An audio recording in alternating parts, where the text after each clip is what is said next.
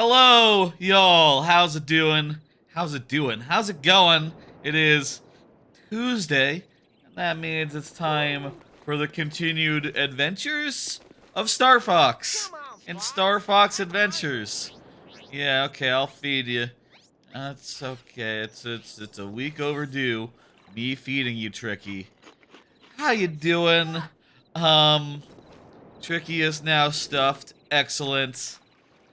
Let me just start off by saying, first off, recap. Where are we at? We just went to, last time, we went to the second, spellstone land, the second, asteroid circling, dinosaur planet. We went up to, Earth, CloudRunner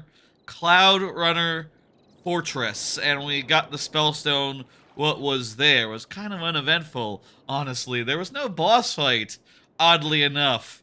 And we popped on down and made our way over to here to Cape Claw and went into that building. We had to do some light puzzling to get it open, but point is, we basically are ready to go as far as like, okay, we got the next area in sight. We just gotta turn in the spellstone in the Ocean Force Point Temple, and, you know, that's the next thing to do. I'll say, for tonight, my expectation is that we will get back into space. We will go up to the walled city, the next big chunk of that game, of this game. I am not sure how much, like, annoying bullcrap is between us and there. Maybe the game's basically out of bullcrap, and at this point it'll be like, you know, well, we can check the world map, like, how many places have we not visited? There's LightFoot Village, there's, LightFoot Village, there's... Flashing dots! Scanners indicate that this is your current position. I'm not sure how many, if like the map is complete, if it has every location that we could eventually go to, but there's not that many places that we haven't been, I don't think. So tonight and next and next week's stream, I don't know, maybe the pace will be going up a bit. Maybe we'll be going through things a bit faster. Before we get into it, let me just say, right up top, there's news about, like, the technical side of this. That's right, tonight, the stream is being captured using my brand new RetroTink. That's right, it's a RetroTink. If you don't know what a RetroTink is, it's a fancy piece of hardware that is, you know, currently, just recently taken out of, you know, they're not gonna ship into America pretty soon here. So I got, when the getting is good, this is a RetroTink 5X. It's not the priciest model. It doesn't go up to 4K, but it upscales to 1080p better than anything else on the market. I got that, got it all set up and good, and then I realized, like, wait, this doesn't look quite as good as I was hoping. Then I realized, like, oh, wait, cables. Maybe these composite cables aren't the cables to get. Then I looked into that and realized, like, oh, damn it, my GameCube is too new. It can't take, it doesn't have a digital out, so it can't do component cables. But it can do S-Video, so I went and got S-Video cables, and this is the result. So here's what it looks like now, and here's what it looks like last week. Now, last week. Now, last week. You can see, looks a good deal sharper, if I do say so myself. Good deal sharper. I'm not sure about the scaling of stuff, honestly. Maybe the previous capture card was, like, cropping some crap out. That would be, you know, I guess not a surprise. Sometimes they do that. Here's the before, here's the after. Before, after. Doesn't that look sharp? Here's... Ooh, the sun's... No, it's not the sun, it's just the moon is getting bright. Before, after. Before, after. You can really see it in the tricky head. Before, very blurry. Now, very sharp. And I do think, by the way, the S-video change is responsible for a good part of that. But still, it looks quite nice. Here's another before and after comparison. Here's another before and after shot. Yeah. We'll let's boogie. Let's just go through this little corridor and then we'll compare again. And then we'll start in earnest. Try to get like a 1-to-1 shot. Over here-ish. I did most of the configuration over the weekend. I think I got it where I like it, with everything like, you know, as scaled as possible. Star Fox Adventures, of course, has a widescreen mode. If it didn't, I would be capturing 4x3 style. But since, you know, it does do widescreen, I don't need it. Okay, here's this, and here's that. Same basic area here. You can see, looks a lot sharper. There's a lot more detail, and, you know, I don't know if it's time of day or whatever, but the colors, I think, look nicer as well. You can see it in the UI, you can see it in the trees. You can see it in the fire, perhaps. You can see it in the ripples on the water. It looks nicer. Does that about sum up the RetroTink situation? Again, before, after. Before, after. Before, after. Hey, Rock Party, what do you think? Looks nice, right? Before, after. Before, after. Before, after. How many times is too many times? The other shots that I have prepared ready to go, and this. The other shots, and this. Before, after. The lighting is starting to match the screenshot, so that is ideal for comparison's sake, I do think. Lovely. I'll say there's a bunch of options with the RetroTink. Like, I have this remote here, and at any point, I could, like, bring up a menu and mess with, like, all these options I really don't understand. In fact, this whole thing, this sub-menu doesn't do anything. I don't know what this is supposed to do either. Ooh, jeez.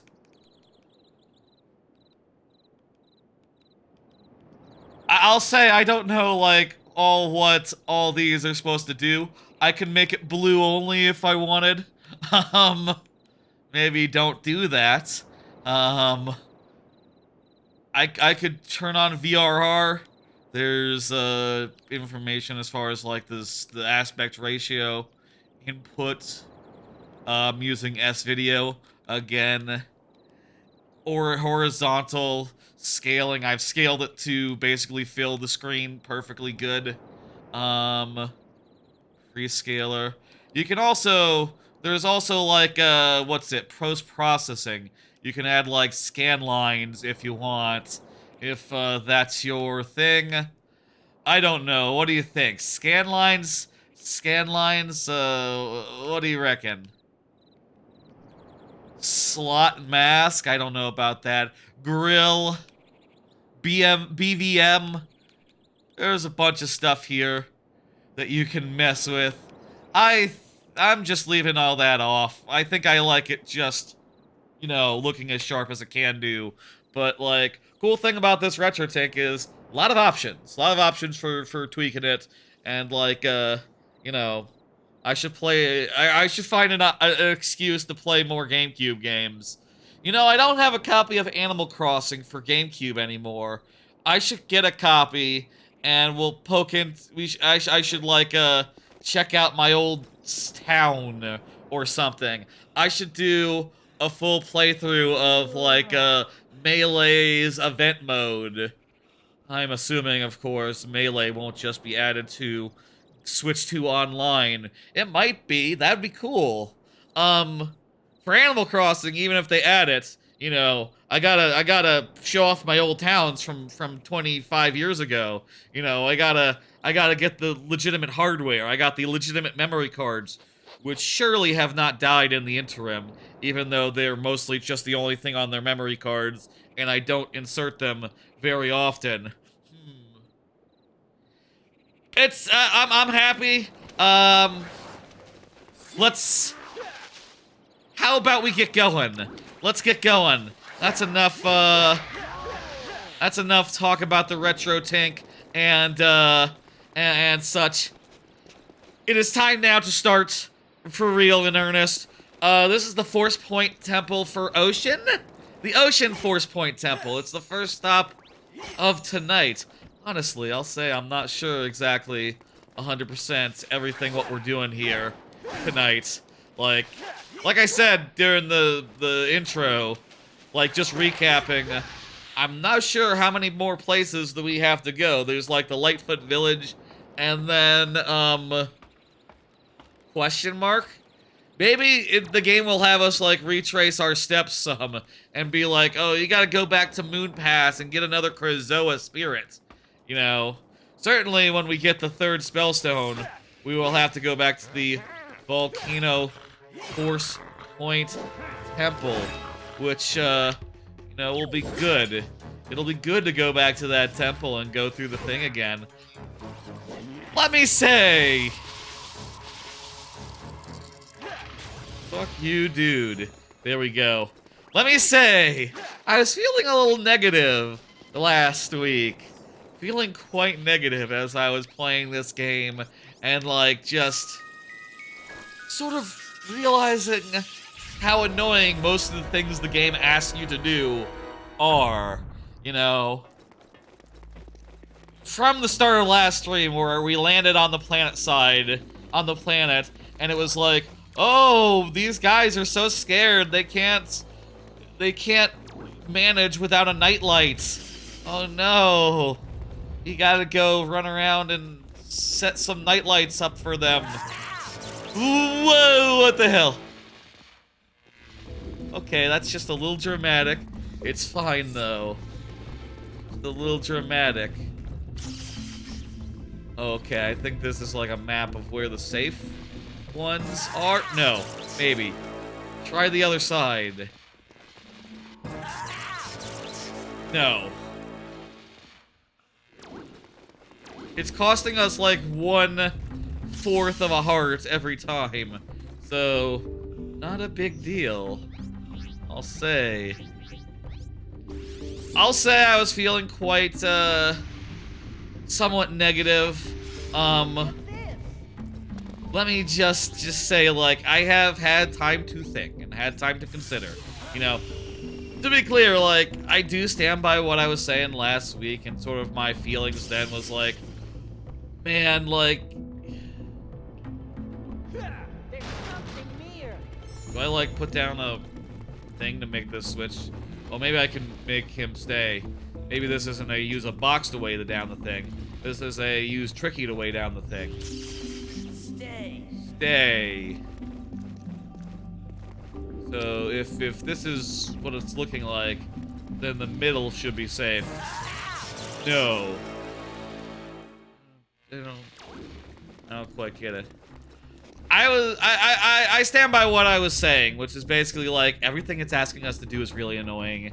It feels like the bloaty parts of like a Skyward Sword, but without the good part of Skyward Sword, you know, as like shit as parts of Skyward Sword can be, you can always sit back and say like, well, we're going to get to the dungeon.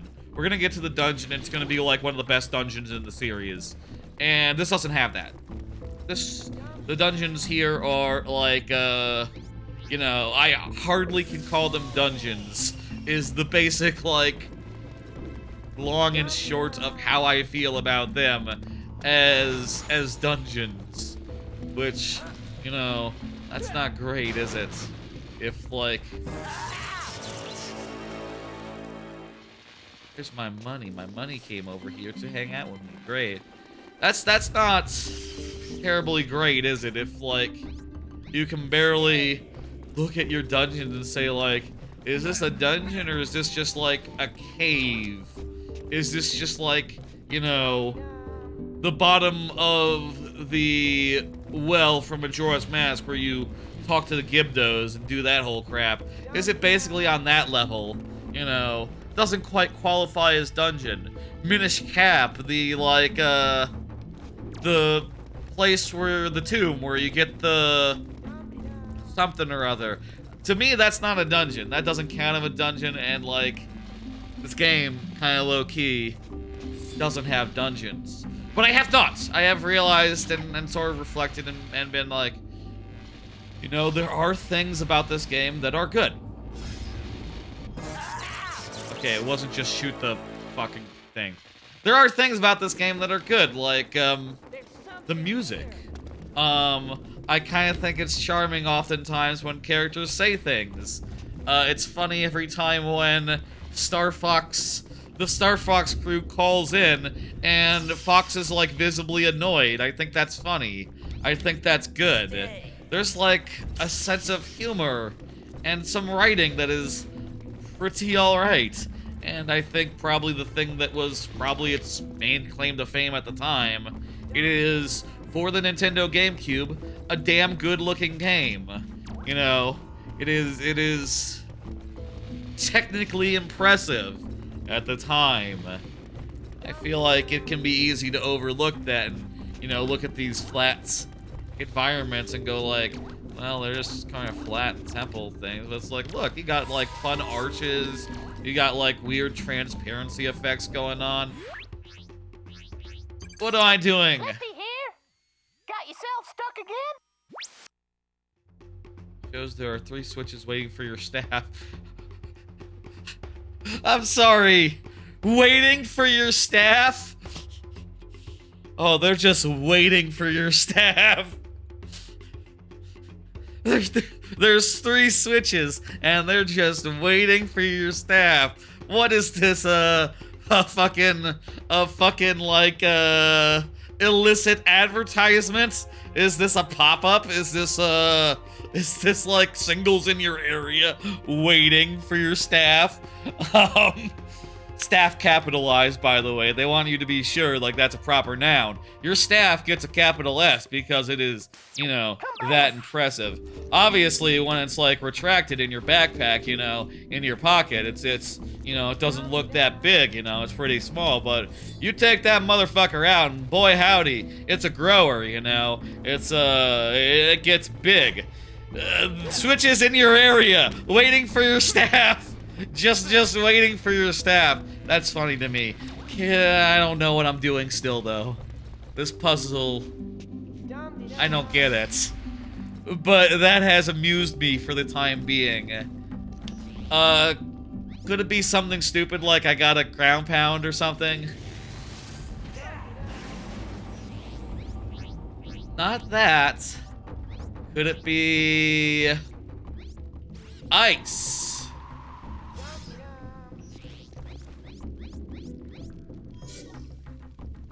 Okay. I'll say one thing I have definitely thought about since the last stream is that I have definitely tried to replay this game before and not gone all the way.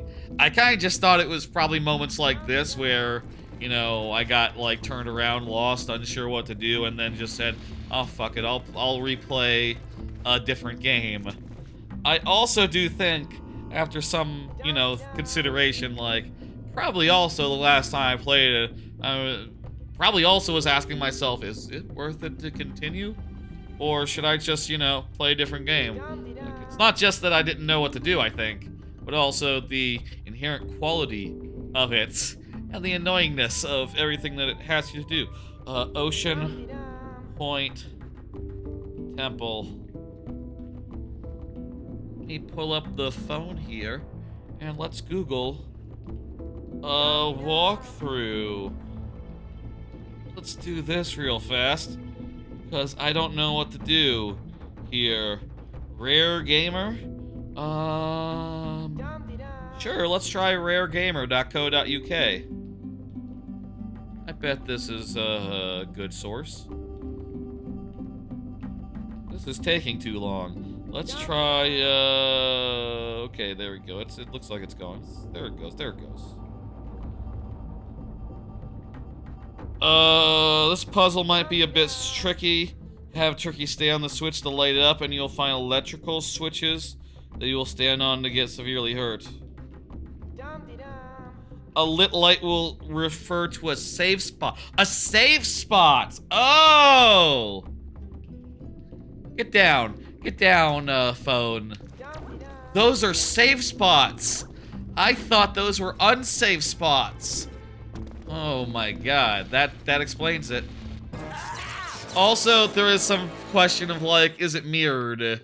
Or is it like just, you know, like this is on the right side, but is it on the left side of the real one? Is it mirrored or rotational? Looks like it's rotational. So this one will be the second to the left. So this one.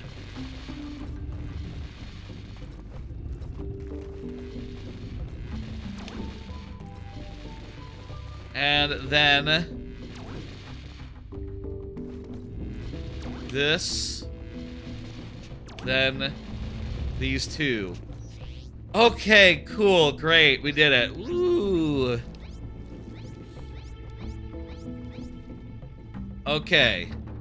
Don't need that walkthrough anymore. Great, cool.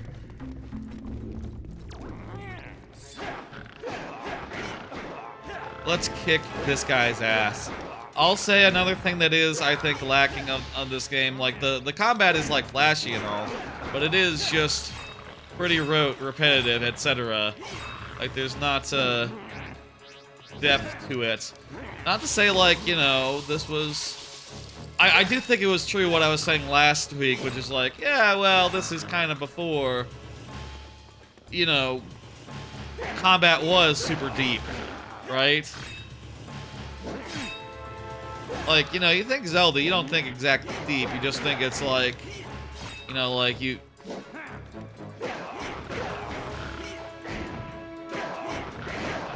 I don't know you think deep when you think Zelda, but...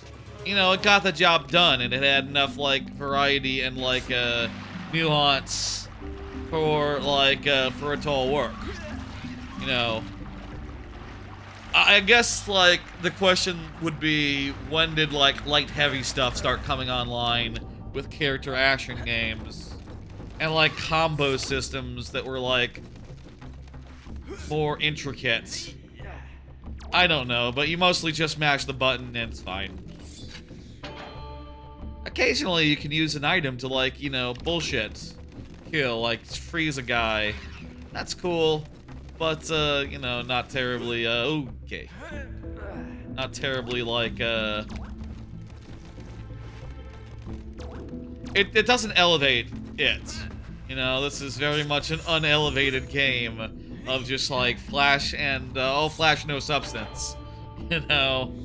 I don't want to be mean to it, you know, like I said, I do think there are things good. I'll say, after last week's stream, I pulled up my review of this game on Backlogged, looked at it, and thought, yeah, basically everything I said on Backlogged is true, but also on Backlogged I said 4 out of 5, and I was like, you know, take it down 1 star, 3 out of 5, and that's, and I felt a ways about that, you know, it's this game that I have a lot of, like, nostalgia for, but, like, I can't deny that,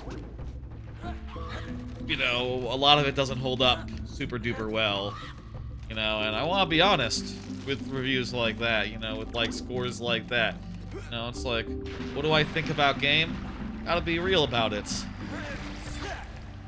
That said, you know, 3 out of 5, it is a passing... not passing, well, it's like a... It means it's okay, so jot that down, take that into consideration. This game's alright. It's fair. You know, I don't hate it. How about that? I got cards tonight. You all want to see a card? Got a whole bunch of cards. Maybe too many, we'll see. As we get into stream and go through them. Here's the first one. I've been watching this season's Slice of Life shows, Mono and A Food for the Soul. I wanted to shout out these two after their episodes this weekend for different reasons.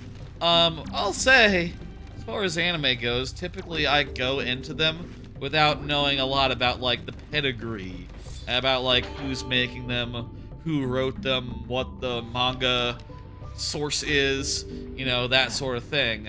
So when I watched Mono, which is a fun little girls doing stuff anime about girls going out into the world and taking photos and having fun, and also there's a mangaka who is very much just like a self-insert type character, literally writing the manga in that is like the, you know, that the anime is, right? Taking her experiences in real life and saying like, ooh, I'm gonna make a manga out of this. I didn't know what she had written before, so it was a surprise this week when that mangaka character was like, oh hey, this might not be a big deal, but my camping manga is becoming an anime at this point in the, you know, when we're writing the manga apparently. And then, you know, fuck, this asshole is back. Who hit me? I have 10 Baphomethads. That's like 10 fairies. Yes, okay. I'll just revive, no problem. I'll just never care about health again. I didn't know I was not limited on the amount of Baphomethads I could carry. I guess I can carry as many Baphomethads as I want, which is like infinite fairies, essentially.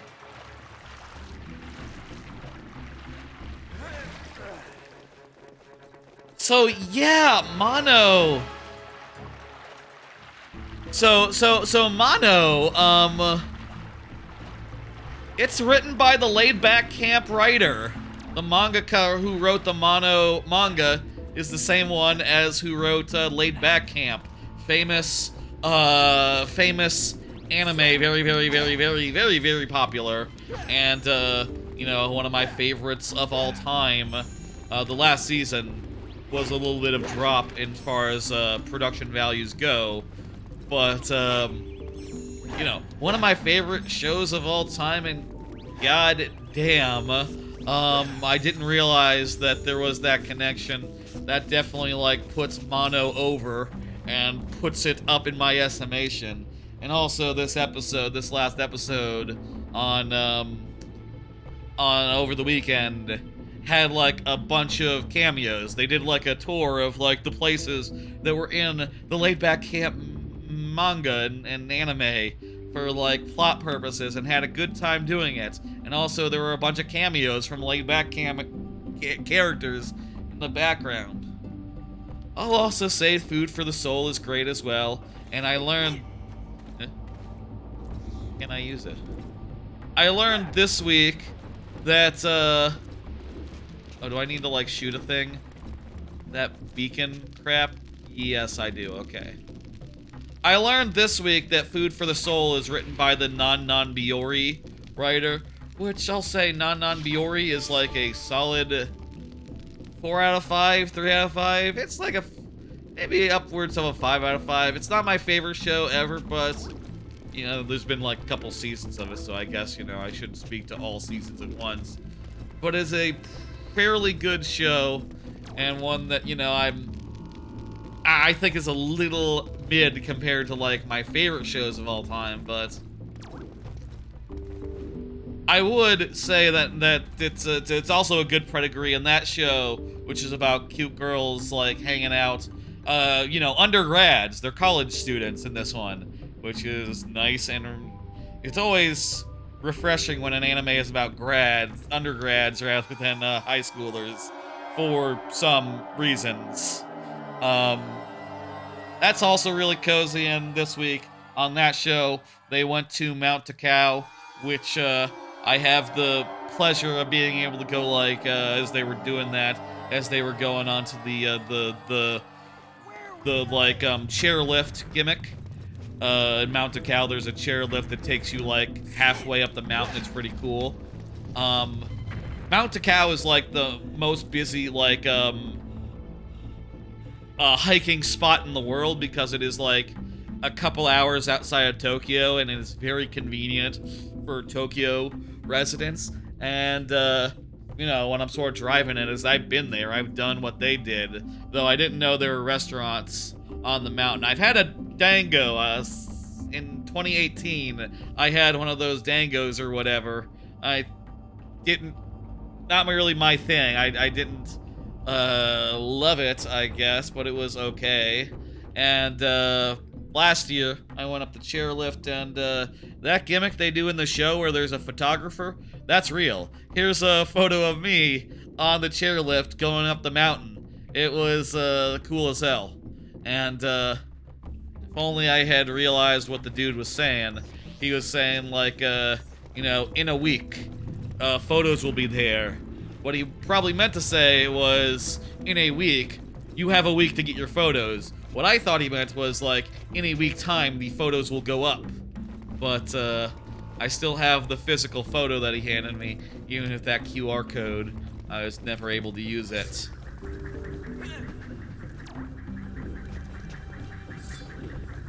Let's do this temple then. Slice of life anime is good. I'm really glad that there are some slice of lifes this season. It's kind of been a while since there was good slice of life shows that weren't also rom-coms or isekai or something else weird. You know, these are just honest to God slice of life fare, and I couldn't recommend them more. Well, I'll say I think that Mono is maybe better than Food for the Soul, but Food for the Soul is also delightful, and might by the end of the season make my S tier. I don't know.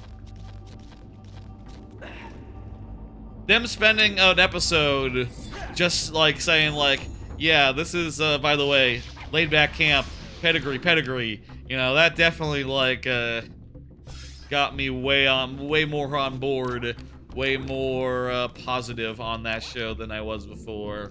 Not that I wasn't positive before. I was very positive before.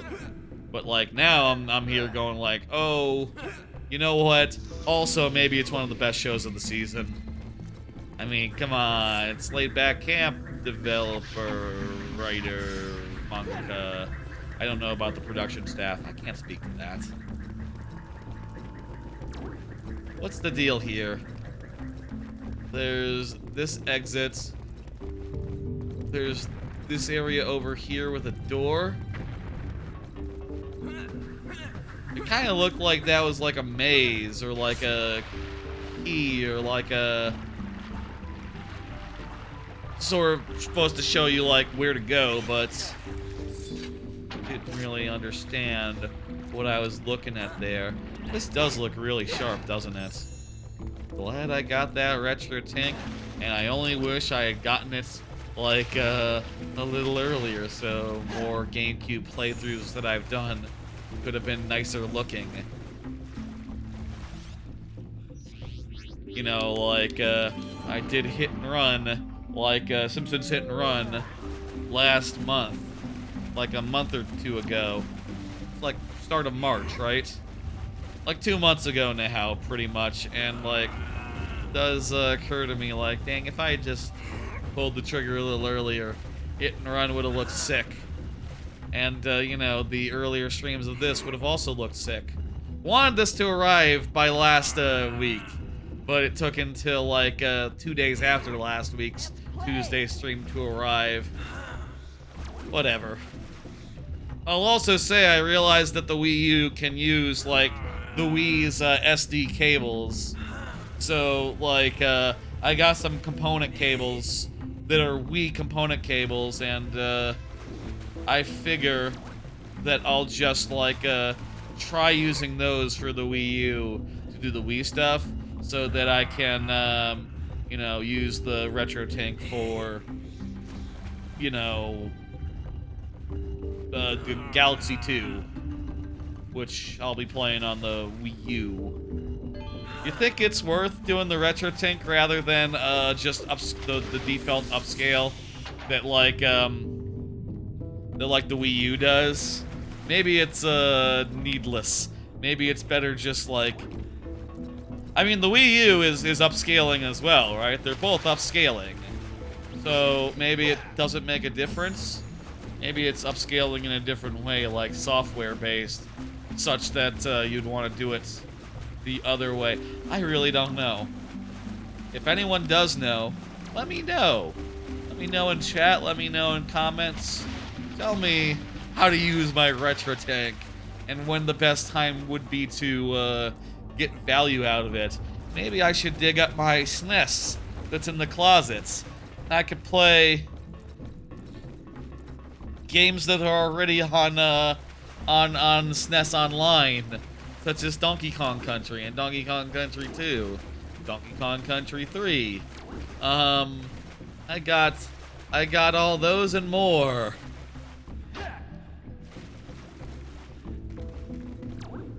Ah, here we go. That's why the ding ding. We need that to get up here. Cool. I mean, this isn't bad. This is a perfectly good dungeon type area. This is doing dungeon.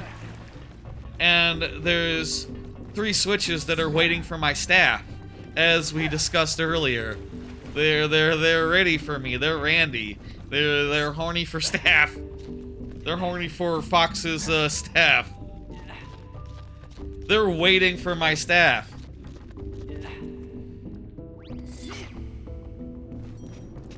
Switches in your area waiting for your staff. Waiting for your staff. Now that's a stream title if I ever heard one.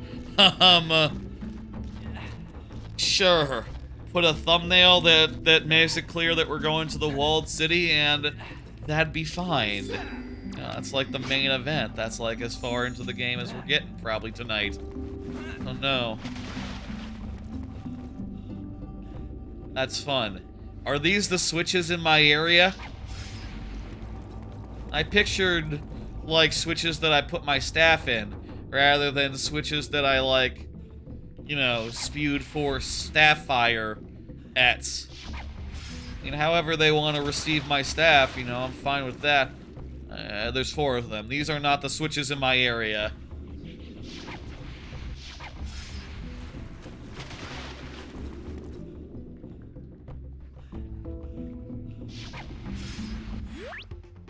Again. Slippy here. Got yourself stuck again? Oh, I think maybe we passed the switches in your area? Slippy's no longer talking about switches in my area waiting for my staff. Oh well. I guess those were the ones in the previous room. Is this like a puzzle based around like the order? Yeah! This, I think, not a time thing, right? It's just strictly order.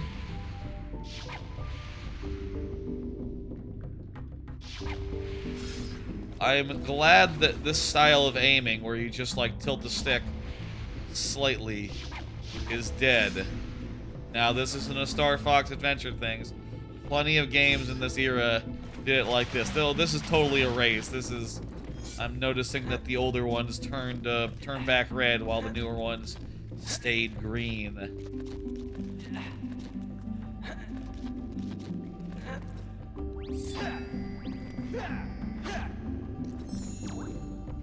Okay, we know what to do. Just gotta be fast and aim good.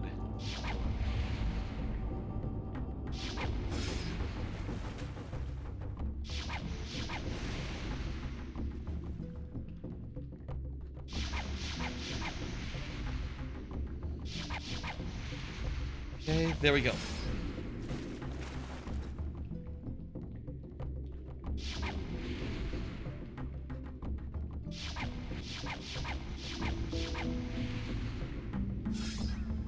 Switching to the ones behind. It's awkward.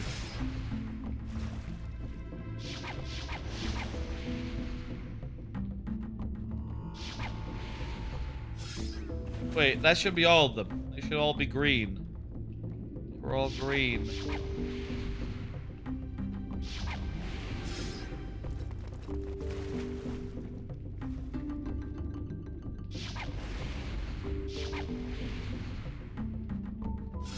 Okay, they were definitely...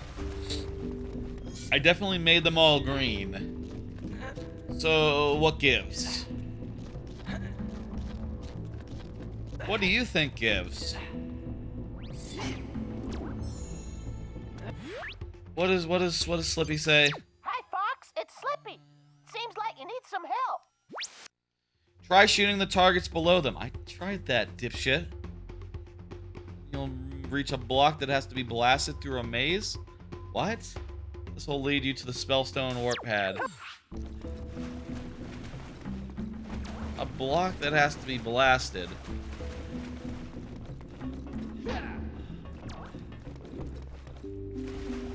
Doesn't have anything to do with this stuff in the middle, right?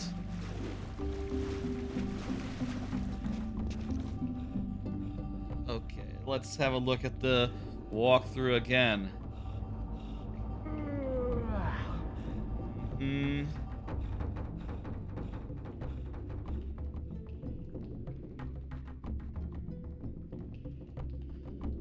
Jump the next gap and break the crate to do a staff booster. Oh, I forgot about the rocket ability. Let's see now. Next room, you will find 4 torches and 4 snakes with sun tiles below each. As you enter the room, turn right and find a hidden furnace. Oh, we have to do the hidden furnace. That's it. Did the thing open when we did all the doodads? It is now open, so...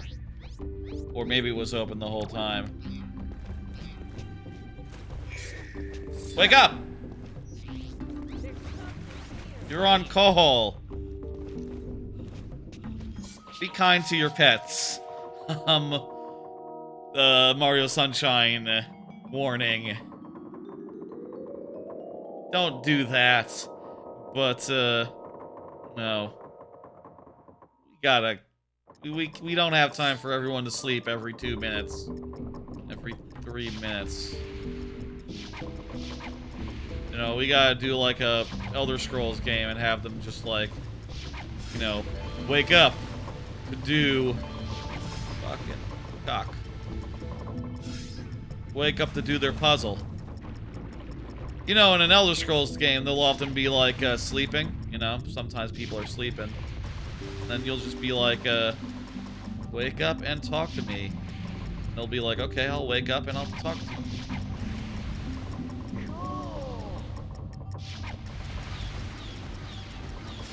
Oh, are we... These aren't get everything open at once. These are, these guys, are snuffing torches.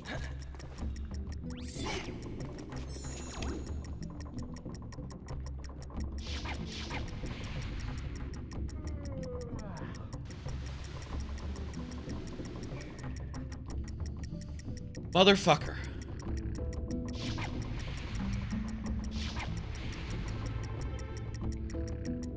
This is kind of annoying. Position of it. I accidentally did half of them.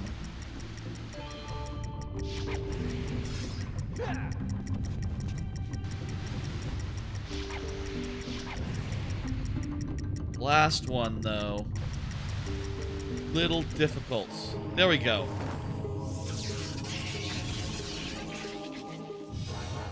Okay, that's what they meant by a thing that you have to blast around. Okay. That's what the FAQ meant. The website. Rare Gamer. Shout out to Rare Gamer. .co.uk, I guess. The sound and everything is good, right?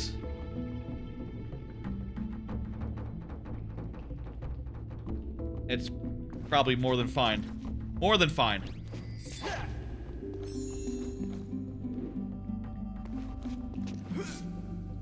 Could be a little lower.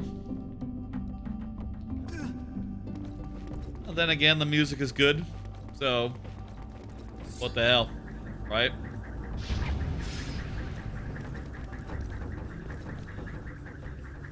Take it down. Couple scotches. Okay. That'll be nice. You know, this is very calm music right now, but eventually there will be less calm music.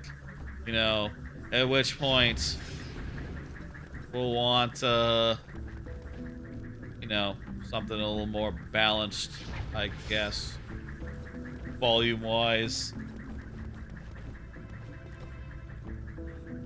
This doesn't look right, but...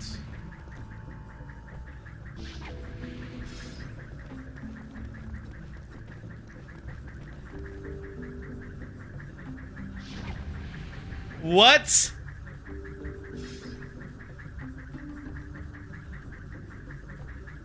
I shot the one on the side. How did that shunt it that direction? That's bizarre.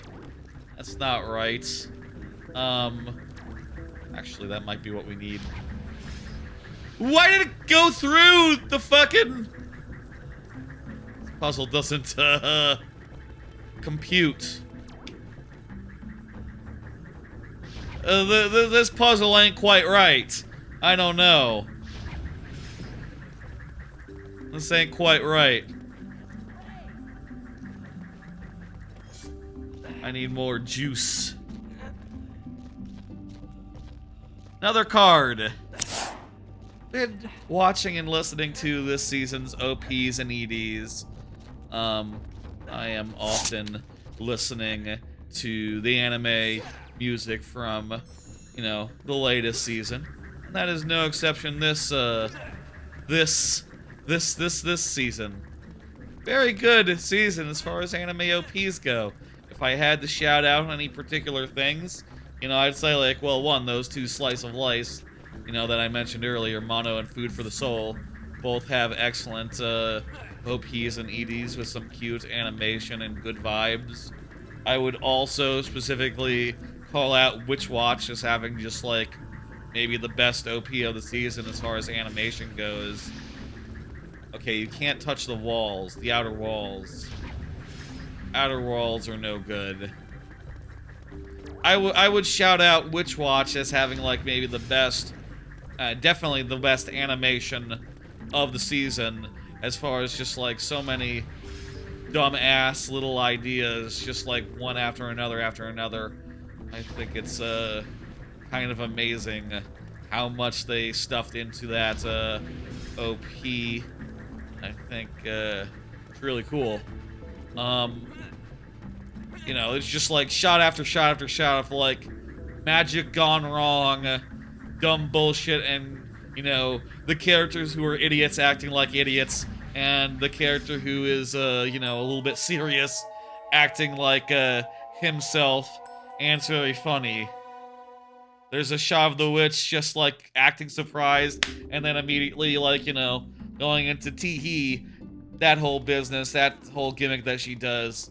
That's a good bit of characterization in that thing.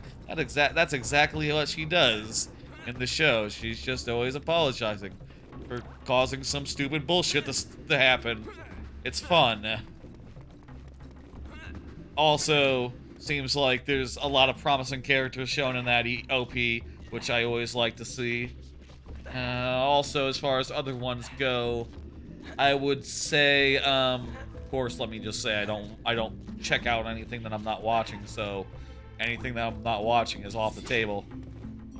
But of the ones that I am watching, one that I would say is right up there is Apocalypse Hotel. That OP has an extremely good dance in it that captures the vibe of, like, you know, the show is about a hotel 100+ years after the world ended, basically, manned by robots who are just, like, holding down the fort and, you know, keeping good vibes, you know, despite the world being dead around them, and keeping their professional spirits and other stuff.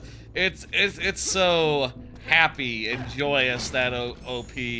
I love it a lot, and it's a fun song as well. As far as songs go, I think Aha Rensan's OP is really nice. I like how it has a very... It's kind of one note for a lot of it, but then it switches to another note, and that second note is a nice contrast for like 10-15 seconds. I like that, even though there's not that much to it. I would also call out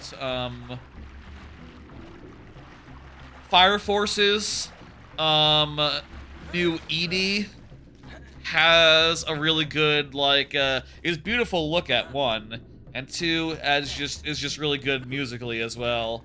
I would call out that one. How the fuck do I get over there?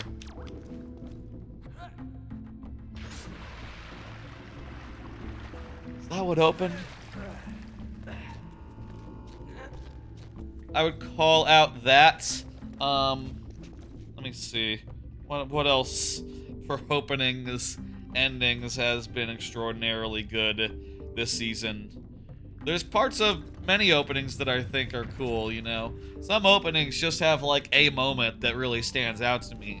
Like, I like in the Shiwenji Children ED, when the girls all go, and then and they're like going in and out with the music as well as they go, they say their lines, and there's a microphone in the middle of them. That's a good shot for like the 2 seconds that you see that.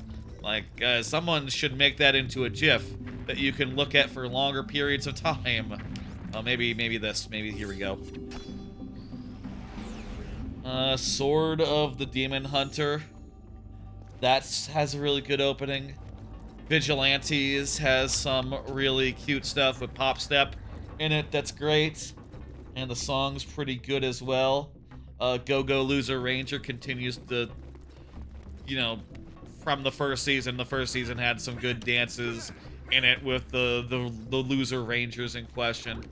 And this one continues that. Kowloon's pretty good. I like the dances in Slime 300s, and Shirley is really endearing. Rock is a lady's modesty. That OP isn't quite as good as like a Bochi the Rock, but you know, it's a rock and roll heavy metal opening that's pretty distinct, and you know, makes sense given it's a music show.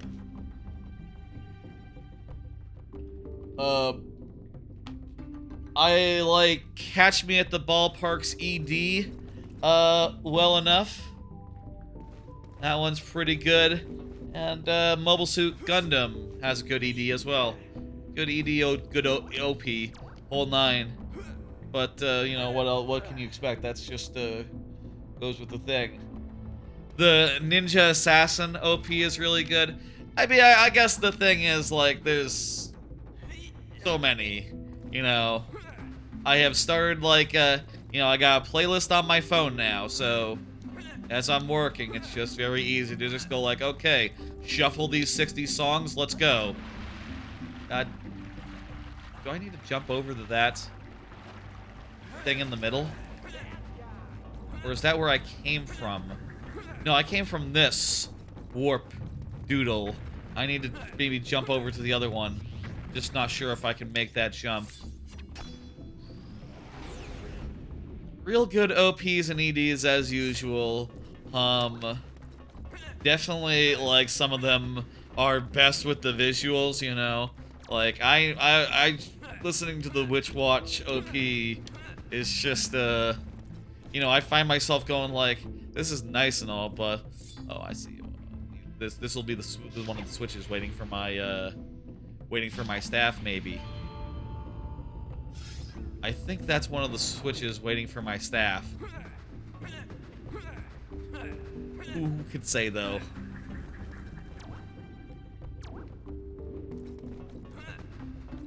There's good stuff every season. I'm gonna enjoy listening to them until the season is over, and then you know, basically I'll move on. Listen to whatever next season stuff is. Happy to do so every season. I like having new stuff. You know, I don't listen to that much new music, but, you know, new anime music, I'm always down for that. Provided it's a show that I care about. Part of the appeal to me is definitely, like, listening to it and remembering, like, oh yeah, I like that show. This, you know, listening to this music, maybe watching a very well animated thing tied to the music helps me, you know, have positive thoughts about the show, even if in some cases OP is just the best part of the show, like, by far. Where the fuck are we going? Don't tell me that this thing is open. No.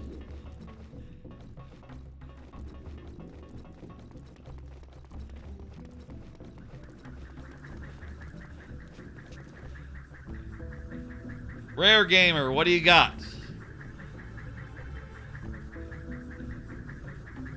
Okay. Where's the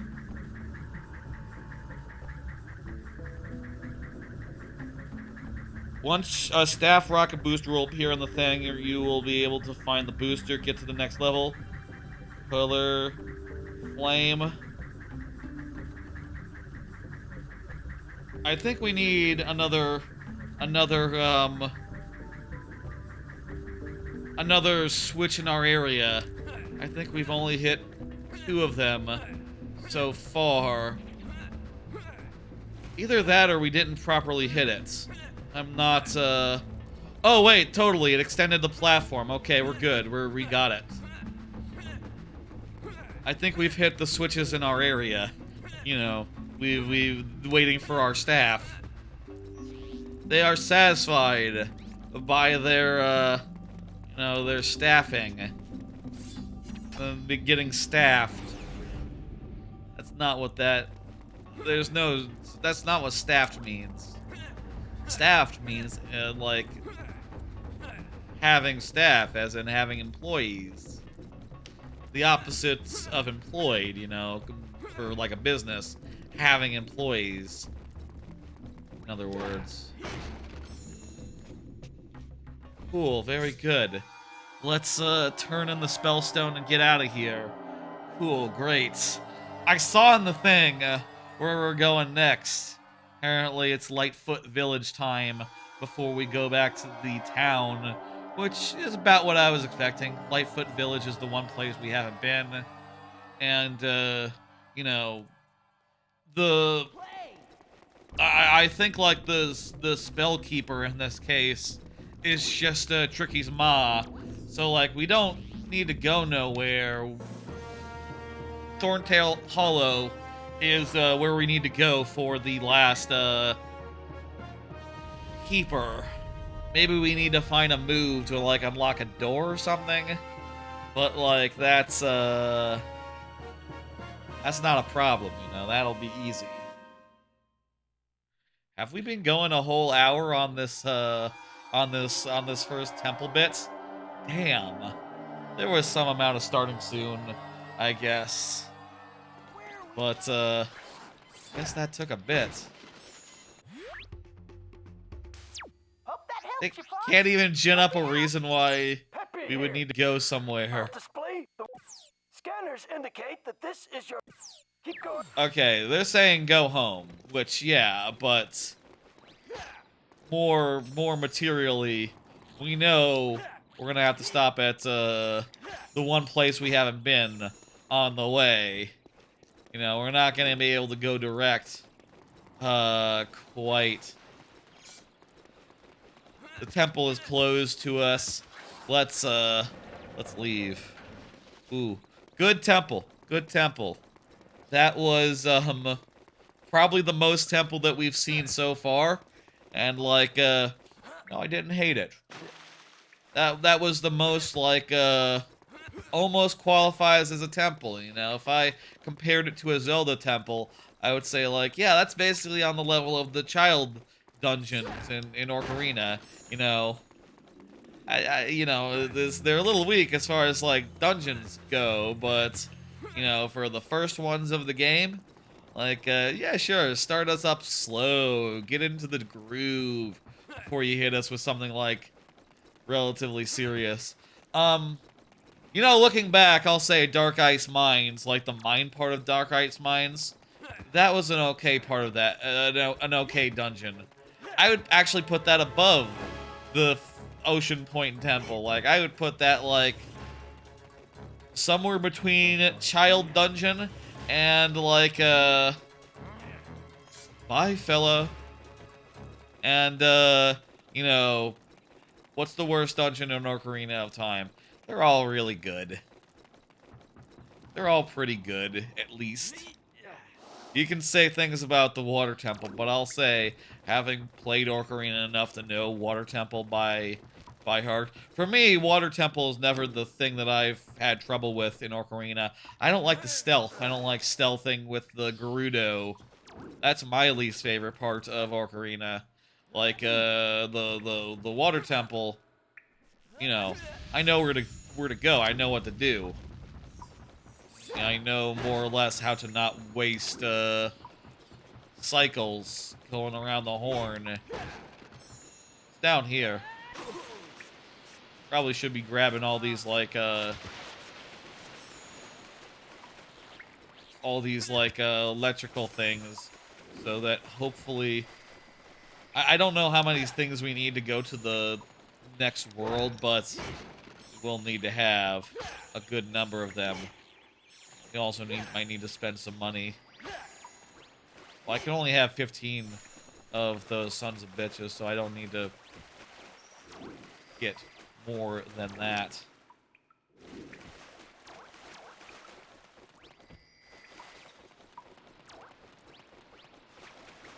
Excellent. Ah. Still got a tiny cough. My throat was a little sore this morning, but I'm fine. I will live.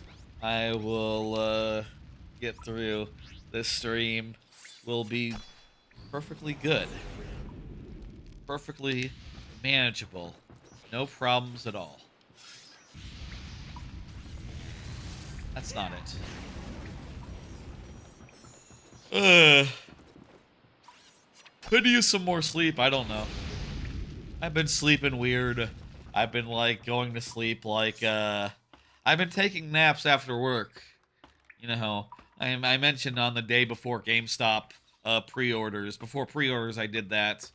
And, like, you know, by staying up, just, like, you know, going all in on going to GameStop without, much sleep, other than that nap, my sleep schedule was a little screwy, but, I don't know. More or less, I'm sleeping at normal-ish.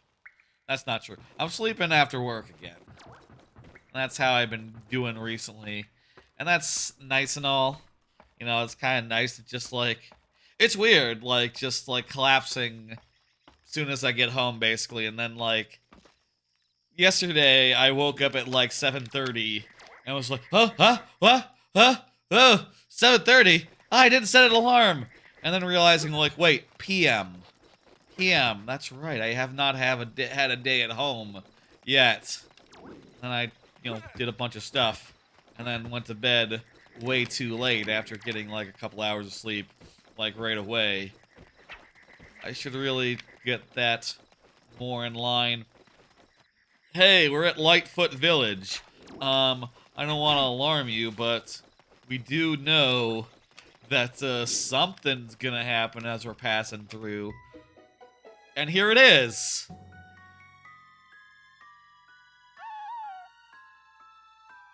There's a little baby Lightfoot.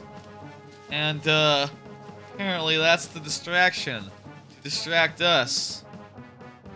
Hey there, little fella. What are you doing, Fox? Don't like this, Fox. Fox! Look out! It's a trap! Don't be a dipshit. You don't have to say hello to every dinosaur you pass. So yeah, we got abducted by the LightFoot people. That's the one. That's the stinking beast that took my treasure.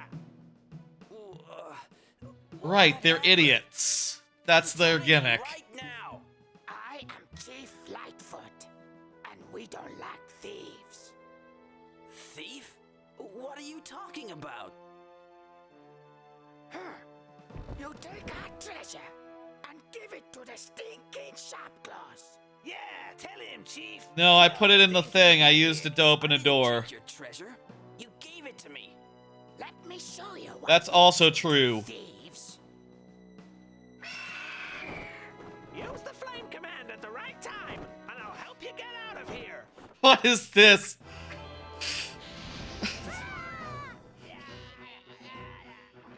Just, hey, it's time for some action. What's the word? Some, quick time events. Quick time events. When did those start being a thing? Like, this is basically the era, right? When was Shenmue? That was like Dreamcast, so before this. By like a nose, right? I'm sure games had quick time events before that. Oh, crap. Well, you know what? I have a lot of Baphomodads, so, like, they can poke me all they want.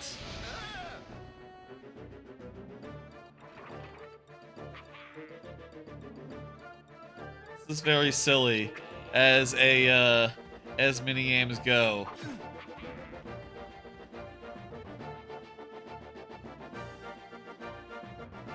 Like, just give up, guys.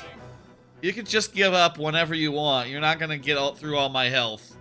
Even if I did miss like 12 times, you wouldn't kill me. I got fairies. I got Baphomodads. So like, you wouldn't kill me anyhow. I don't think. Question mark? Question mark? Make the bird stop. Make it stop, and I'll untie you.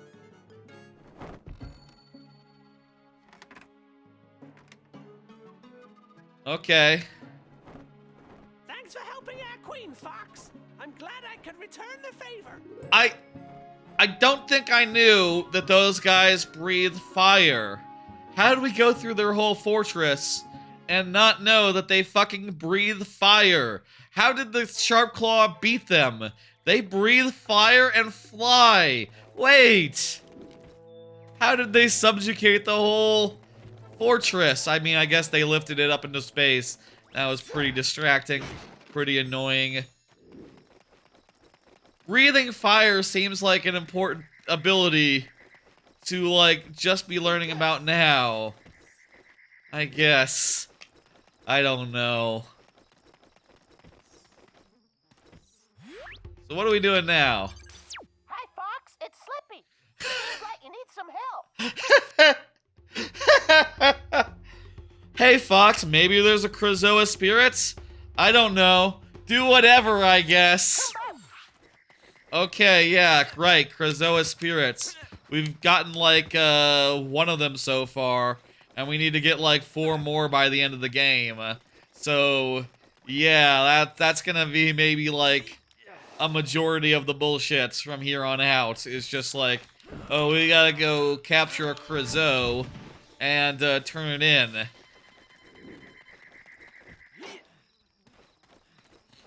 Whatever. Let's go. Shallow grave. Let's go talk to the chief. Meanwhile, how about another card? Shout out to the people who work at Giant Bomb now. That's right. Talked a bit about Giant Bomb last time and some troubles that were just starting up as of last weekend. Apparently there was a new boss. Someone's boss's boss went to Giant Bomb and said like, "Oh, everyone stop streaming right now. Everyone stop, just full stop, full break. Nothing happens now." And you know, like I said then, there was some Shouldn't we take a look around? There may be a Krazoa spirit here. How do you know that? Did you read my briefing too?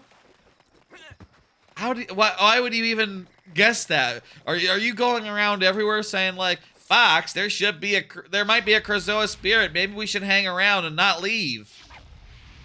They really couldn't figure out a good way of making it clear, like, oh, you need to stick around, so they just had everyone say it. Slippy, Tricky, everyone's just like, you're supposed to do a Krazoa spirit before you leave, by the way. We couldn't figure out a good way to tell you. Sorry. We considered having a ghost appear again, but we thought that would maybe be a little bit silly if a Krazoa ghost told you every time there was a Krazoa spirit. Well, I don't know. I feel like that would be better than the alternative. Giant Bomb is having some issues right now as far as all that stuff goes, you know. There had been talk apparently of like, oh, you know, some suits were poo-pooing their stuff and saying things like, oh, it's not TikTokable enough. You need to stop being like a personality-driven site and start just, you know, bringing on random influencers that have nothing to do with you. And it seems like that has escalated with the new boss's boss. Today, Giant Bomb, you know, they didn't do a stream, but they put up a podcast after the fact, not done live, where like they made a lot of jokes along the wood for a block. Okay, there's a slot waiting for this wood somewhere. They did a lot of jokes like right up top of being like, okay, PG-13, PG-13. We're allowed one non-sexual F-bomb. We can't say this, we can't say that. Now remember, nothing sexual. Don't get too lewd. And just like really laying it on thick that like, you know, without explicitly saying like, yeah, the new bossmen are being real fucking aggressive about not saying the fuck word and being like our out of control selves. But saying it in so many words, and that podcast has gone down. Someone said, hang on, don't do that. What the fuck? And, you know, as I understand it right now, as I speak, Grub is doing his own private podcast where he can say whatever he wants, so maybe they're elaborating about that there. I just want to say shout out to Jeff Grubb, Dan Reichert, anyone else who works at Giant Bomb, Mike Minotti, who often guests there but does not actually work there, has never gotten an employment contract, is only on contract for certain shows and stuff. It seems like pretty dire. It seems like looking at it from afar, it's like, are we looking at the end of Giant Bomb here? Maybe is the answer to that. This might be the time where, like, you know, apparently everyone has already archived all the premium features. All those are already on the archive website where people can upload stuff.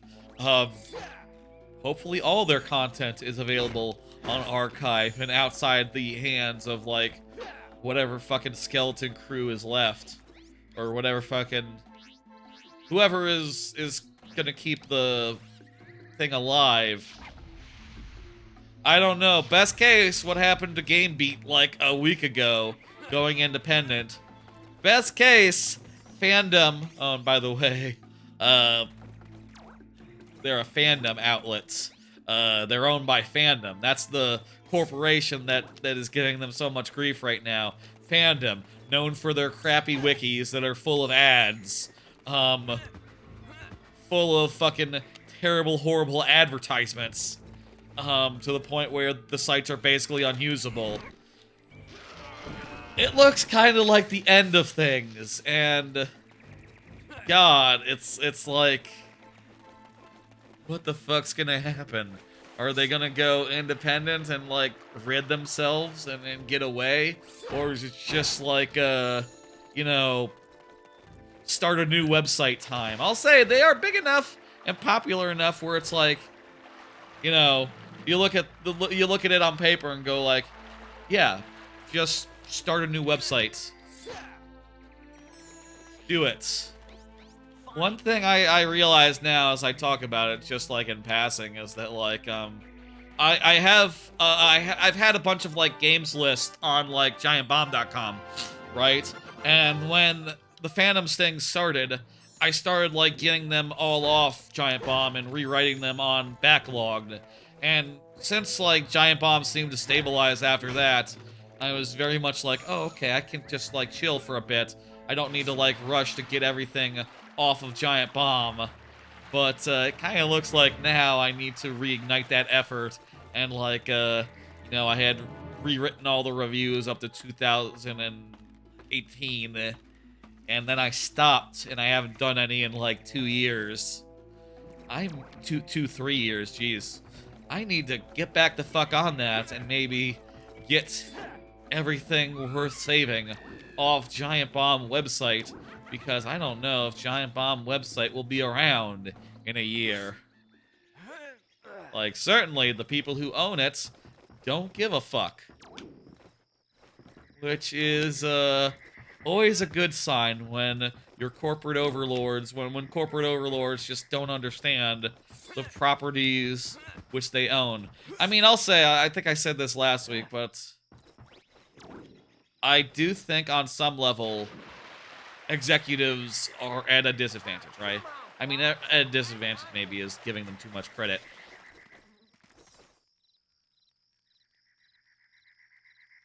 Fuck you, spam bot. Wait for me. Maybe that's giving them way too much credit. But I just think about how hard it is to know what other teams are doing at, like, big companies, and just, you know, understand that executives aren't better than you at that, you know? Executives don't know what's going on. You know, if you look at another team and go like, oh, what are they doing? I don't know, I don't care. Realize that executives are saying the exact same thing, except it's their job to care. So, like, they gotta, like, kind of avoid the topic and be like, yeah, I know what's going on. I definitely know what's going on. Who said I don't know what's going on, but understand it's kind of hard to know what's going on. It's not like, there's like a you know, with like the properties that you own, it's not like they give you like a, okay, in brief, here's what we're about, here's what we do, you know. I mean, I guess actually media companies and like content sites are like maybe one of the few exceptions where like, yeah, actually, you know what, I take that back. There might totally be a YouTube video out there that's just literally like, let me tell you about Giant Bomb and their 10, 15-year history, you know. I mean, I know there's plenty about, like, various TikTokers that, you know, exist, and you could, like, you know, and drama therein. There's some drama with Giant Bomb. I mean, it was founded in drama. Giant Bomb was famously founded when, Jeff Gerstmann was fired from GameSpot for giving Kane and Lynch a bad score, despite it being the game that they were advertising at the time. Jeff's long gone from the site, though, you know, so it's really a very different construction now from what it was then. Oh, right, these are the slots. Okay. We've been collecting all this crap. Now we know what for. The square goes in the square hole. The triangle goes in the square hole. And the circle, that's right, goes in the square hole. Y'all know that meme. That's a popular, funny video that I like as well, you know. There's probably a video about that video online that you can find, talking about the history of it. Or maybe you just go to knowyourmeme.com or some crap if you don't know. You don't need to know your meme. You can just sort of take them as they come. But sometimes, you know, it's curious. Hope Giant Bomb, like, I hope the people there find their way, and I would like it very much if like they could be independent. One way or the other. Didn't take our treasure, so just go away. Doesn't seem like a agreement is in the cards. Krazoa spirits, eh? Yes, I am. So maybe I help you. How did you know You I'm looking see, for Krazoa keep spirits? a secret from the shop. How did he know I'm looking for Krazoa And our spirits? village is a mighty chamber. Some say it was built by the Krazoa. Do you want to see for yourself, mate? Sure. Duh! Stupid question. Of course we want to see that. Not so fast. I don't really care. If you complete the LightFoot test when you enter. Laughter. Very good, very good. I will complete your trials. They're laughing at you, Fox. You gotta do it now. But before you decide, take a look at this. What? Wait. Activate all 4 totem poles within the Lightfoot village in 2.5 minutes. Let's start with the test of strength. Let's see how strong you are. Some bullshit. I got my wave bird here. This doesn't, like, have a disadvantage, right? It doesn't, like, lose. Okay. He's a lightweight. Fuck him. He's going into the pits. I'm not even pushing fast. Oh, jeez! Ah! No! No! No! Stop! Okay, it's being weird. I don't feel like I'm going faster or slower. It's just that he's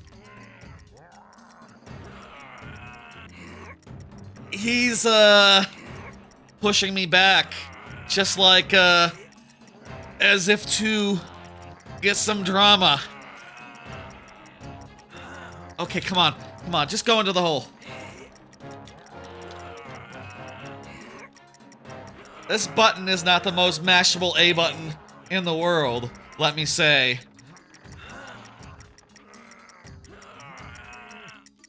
Oh, come on!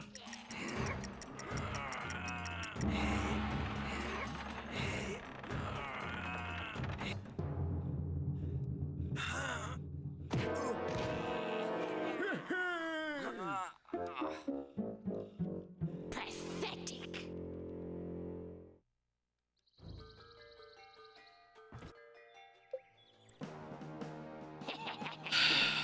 Let's see how strong you are. It's weird that this isn't a Krazoa, like a Krazoa spirit thing. This is just literally in the world. Like, I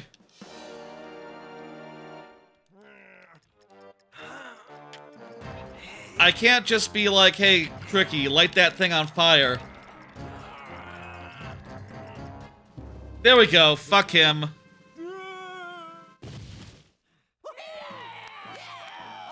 And I did it fast, too. Well done, Fox. You have beaten our strongest Lightfoot. I don't like mashing the button. No. Not a fan of that. Let's do another card. I got a bunch. Been watching some reviews of Avatar's live-action adaptations randomly. Yeah. I watch a lot of YouTube. And, like, I don't necessarily talk about, like, oh, I've been watching this, I've been watching that, but one thing I've been watching recently, one after another, I watched a bunch of just, like... Activate all 4 totem pole before time runs Okay, I got it. out. Go. Nice looking cutscene. Nice looking game.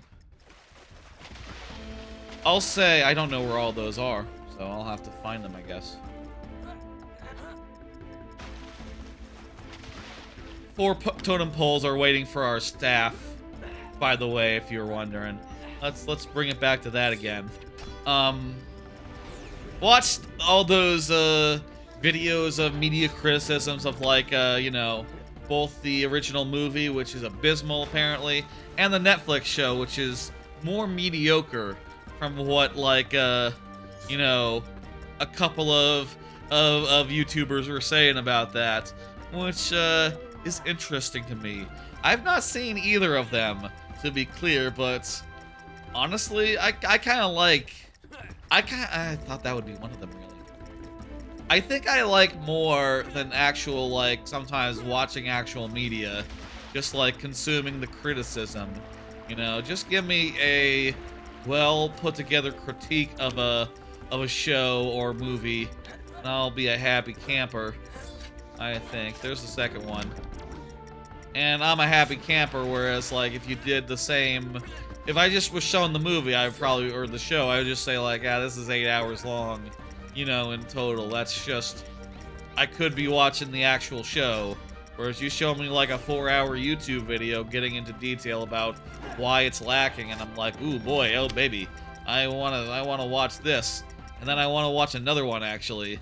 Yeah, let me know another YouTuber's critiques on it. Yes, hopefully they're as substantial, even if they're not quite up to the same, you know, it's not quite as long as this YouTuber's takes. Where's the last one? What's the last one? For the totem. Oh, there's a totem. There it is, in the background. I think we're gonna make it, but we know where to go now on our second attempt here. We have 15 seconds. If there's a rocket thing,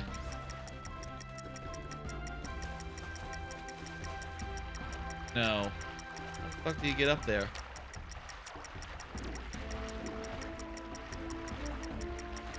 That was not the way.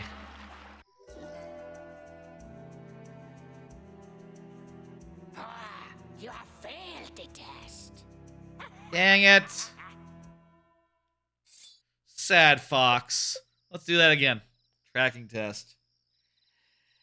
Anyway, I guess what I'm sort of driving at is like, there's really interesting, it's really interesting to hear, like, you know, what an adaptation does wrong with Avatar, and that really drives home, like, everything that the original show did right about Avatar. And I'm kind of curious now to, like, I could go for Avatar The Last Airbender. I could go for a rewatch of that right now, actually. And I think I might do that.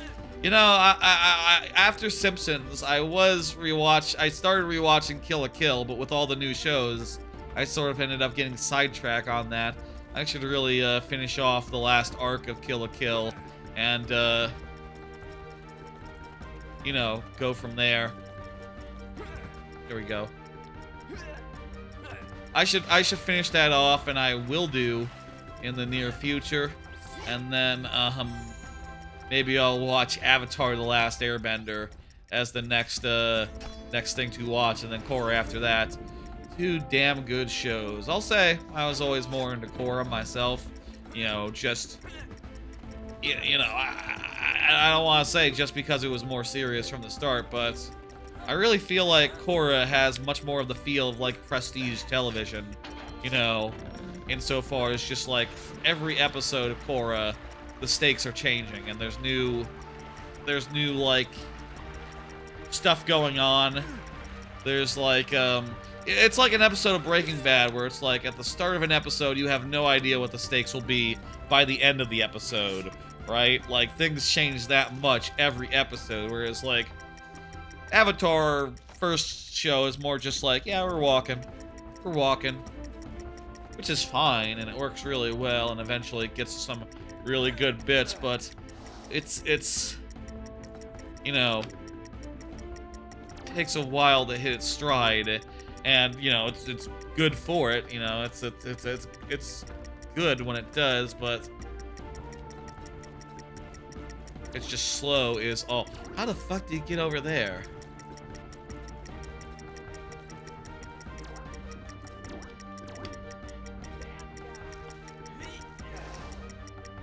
Maybe there is a rocket thing on that little island. I mean, it's the only thing that makes sense. I don't see anything else near it. Going against the flow. This is all wrong.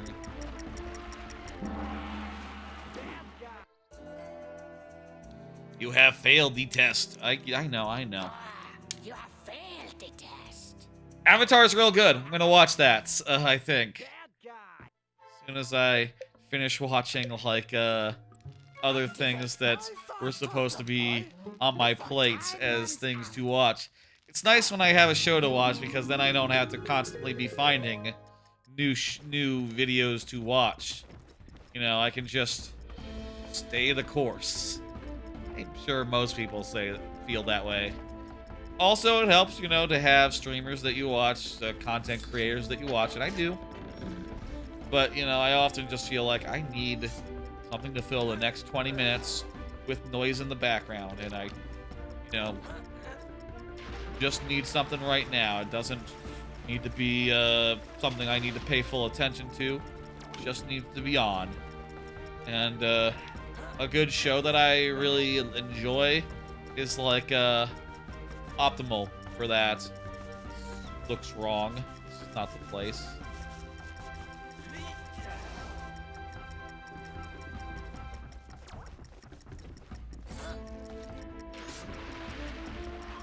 Currents of this water are pulling me, slowing me down.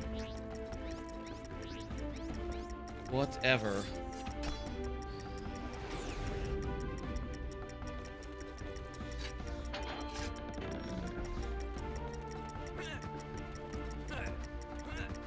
Okay. They're, you know, reasonably, like, linearly routed. That's what I'm saying. They're in a row. It's not hard to go from one to the other, to the other, to the other. Just, a thing. Okay, where's the... How do you get up? Oh, there's a climbable wall. I didn't notice. I mean, it's all nice and crisp now, so we can tell what's a wall and what isn't. So I should have seen it, but I didn't, so... Yeah. Very good. Trials done.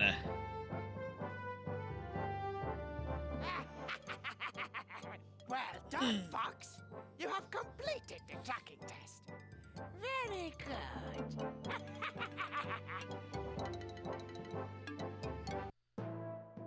Switches in your area. Well done, Fox. You are now honorary member of Tribe. I guess. Thanks. You can fuck off now for the rest of the game. That's fine. I see you have a little training thing in here. Like in movie, Kung Fu Panda. Yippee!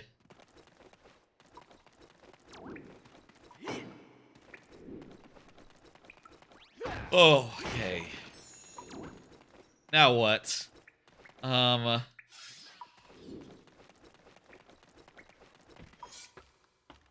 Tasks are over. Let's figure out what's up with this, get the Krazoa, and go hoof it back to town. And then we'll turn it in. And then we'll probably get, like, the next thing. This kind of looks like a mini dungeon. You know, like a bomb the well type thing. Maybe it's not that elaborate. I don't know. All I know is... Oh, there's a switch here. Here's the mystery.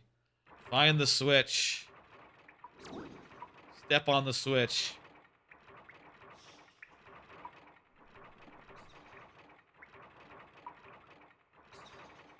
Shoot it when they line up.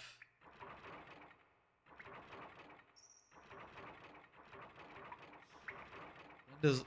Wait.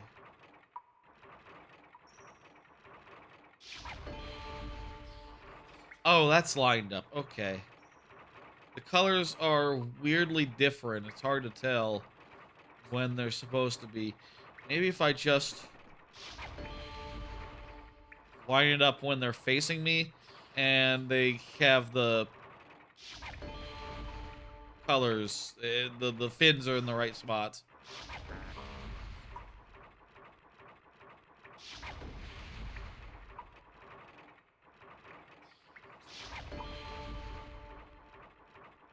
The fins, I don't know. Whatever, that did it. Maybe that's the dungeon. I don't know if this is like a timestamp. I'll say like I don't know if we need the timestamp for the trials or just LightFoot Village. And here's the Krazoa bits, and then hoofing it back. I don't know. Like we'll see like how substantial these parts are, but Krazoa bits seem like it's just mostly you walk through a hallway, you do some light bullshit, and then you're out. So let's walk through a hallway, do some light bullshit. Oh, and the minigame. There's a minigame as well, and the kind of one that makes you go like, okay, yeah, sure, whatever. That's a minigame. How about another card? I got more. Shout out to Longer Cuts. Yeah, I'll say, shout out to Longer Cuts here. I was watching a random YouTube video other day talking about CoComelon and how terrible that is for kids on account of its very short cuts. And then how, most things have extremely short cuts. And honestly, as I was watching that, I was just like,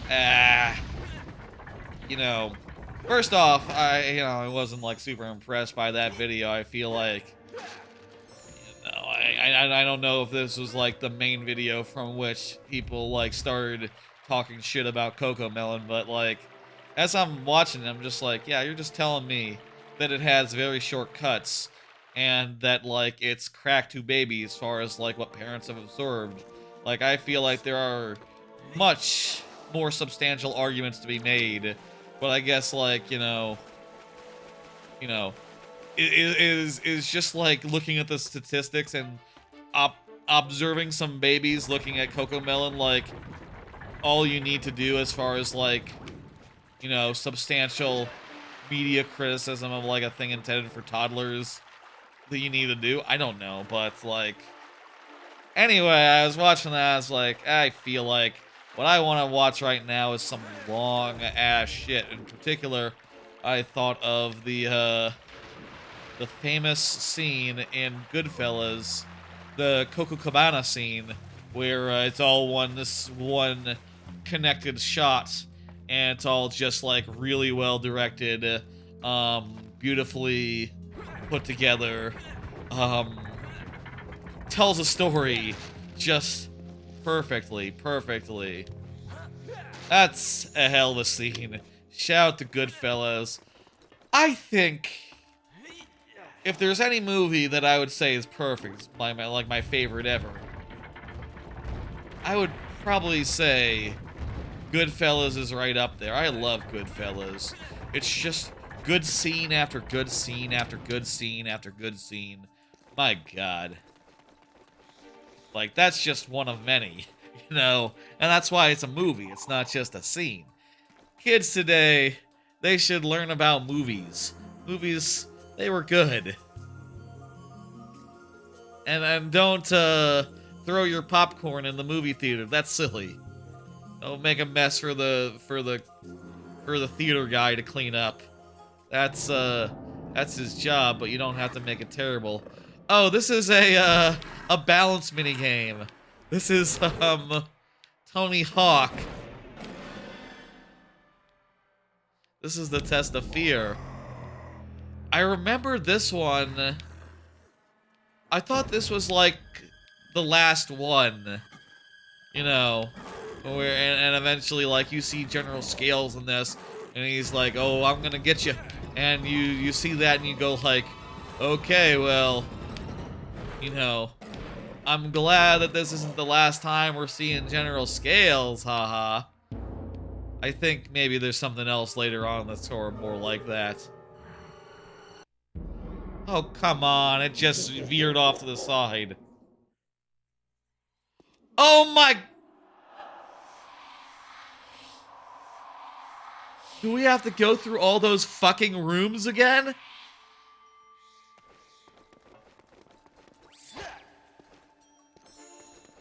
I had no idea that this bullshit was like, start the whole thing over. That's, wow, that blows. That's really shit ass. No lives or nothing, just start over. It makes more sense now that these are just like linear, just like a bunch of rooms linearly without any like complicated things. If like, you know, the gimmick is you have to restart them every time you fail the challenge because, oh, if you had to think to do these, they would suck even more, but, you know, I don't think they're great to begin with, so, fuck. Whatever, you know what, I've basically made it back in the time I've spent complaining about it, so maybe it's fine. Maybe it's fine. Hey, let's do the balance, the Tony Hawk again. This time I'm gonna nail it. I've played Tony Hawk before. Usually feels better than this. Don't, fuck! It acted more loosey-goosey that time. I don't know what to say. Next time. Next time. How about a card? This seems like a perfect time to just pull up something to talk about. And, you know, go at it. Is there any hope for GameStop? Last week, talked a bit about how much fun it was to go and get pre-orders for the Nintendo Switch 2 at the GameStop. It was very fun to sit outside the GameStop and wait for them to open so that, like, me and, like, 30 other people could go and get their pre-orders in, and how, like, you know, delightful it was to just, like, hang out and talk to people and, like, chill the fuck out and such. And I did put an emphasis on it then that I'm not, like, condoning GameStop or nothing. I'm not out here saying, like, oh, GameStop, you know, they have a place. They have a niche. They will be here in 5 years. I don't think there's any such hope. I think that GameStop is on the way out. You know, it's obvious to me, like, the reasons why. Let's do this. They're a brick-and-mortar store whose main product is video games, and video games aren't sold in brick-and-mortar anymore. It's not a thing that's really done.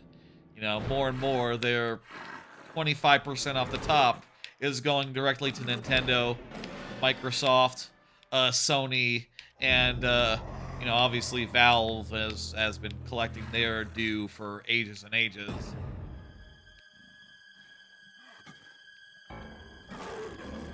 More and more, their niche in the industry just isn't there anymore, and oopsie days. Gotta watch out for the big boy. That's when it'll get the most squirrely. Here we go. I'm watching the bar.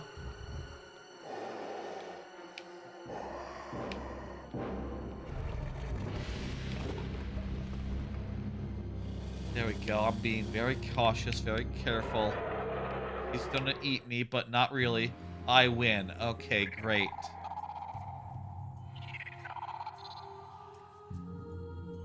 That was annoying.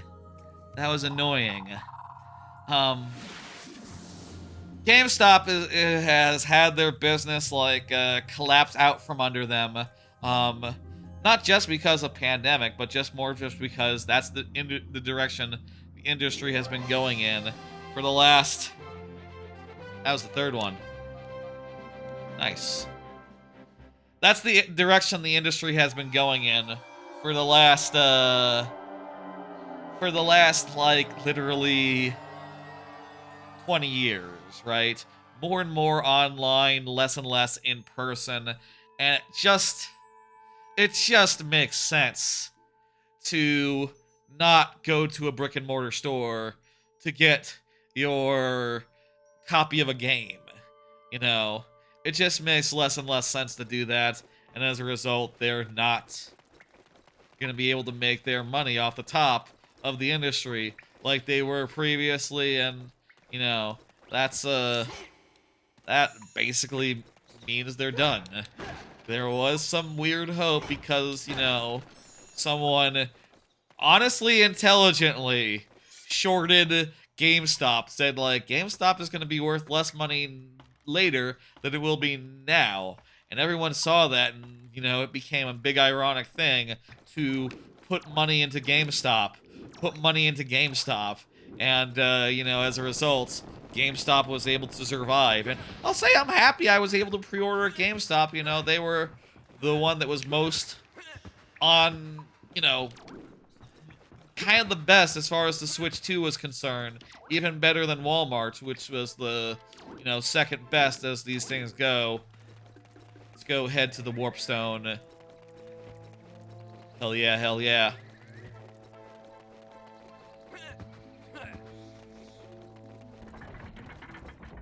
Nice. Okay. Warpstone, ho, let's go.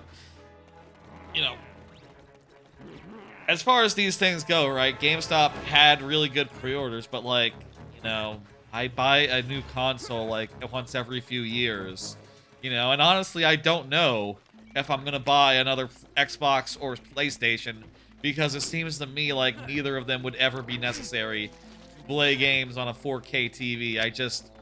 I just think that the Xbox Series X has all the processing power that you need. The PlayStation 5 as well. Like, that should be good. We're honestly, a PlayStation 5 or Xbox One should have been good. It's not, but it should have been. And, I going the wrong way. I came out of the well originally, didn't I? When I was coming from, like, the wetland. Coming from Cape Claw. I'm going the wrong way. I don't think that, like, selling consoles is a business. And I also don't think that, like, their attempt to pivot into, like, toys has panned out, you know? They're closing stores. The stores that they do have are shrinking in size. You know, they're basically the size of closets now. Basically the size of, like, maybe 2 walk-in closets, essentially. My bedroom is bigger than GameStop, any GameStop location, basically, now. And that is just, like, a sign of the times, right? They're like Wingstop, where it's like, they don't have seating anymore. They don't have demos anymore. It's just like, yeah, these are all the shelves that we could fit in. And a register, and that's it. And Wingstop also, the Wingstop near me. The last Wingstop that I went to is just literally a kitchen and a counter, and that's it. No tables, and it's kind of grimy and dirty and gross. And that's kind of when I think of GameStop, just like struggling to fit into locations that, you know, really just scream, I am going out of business.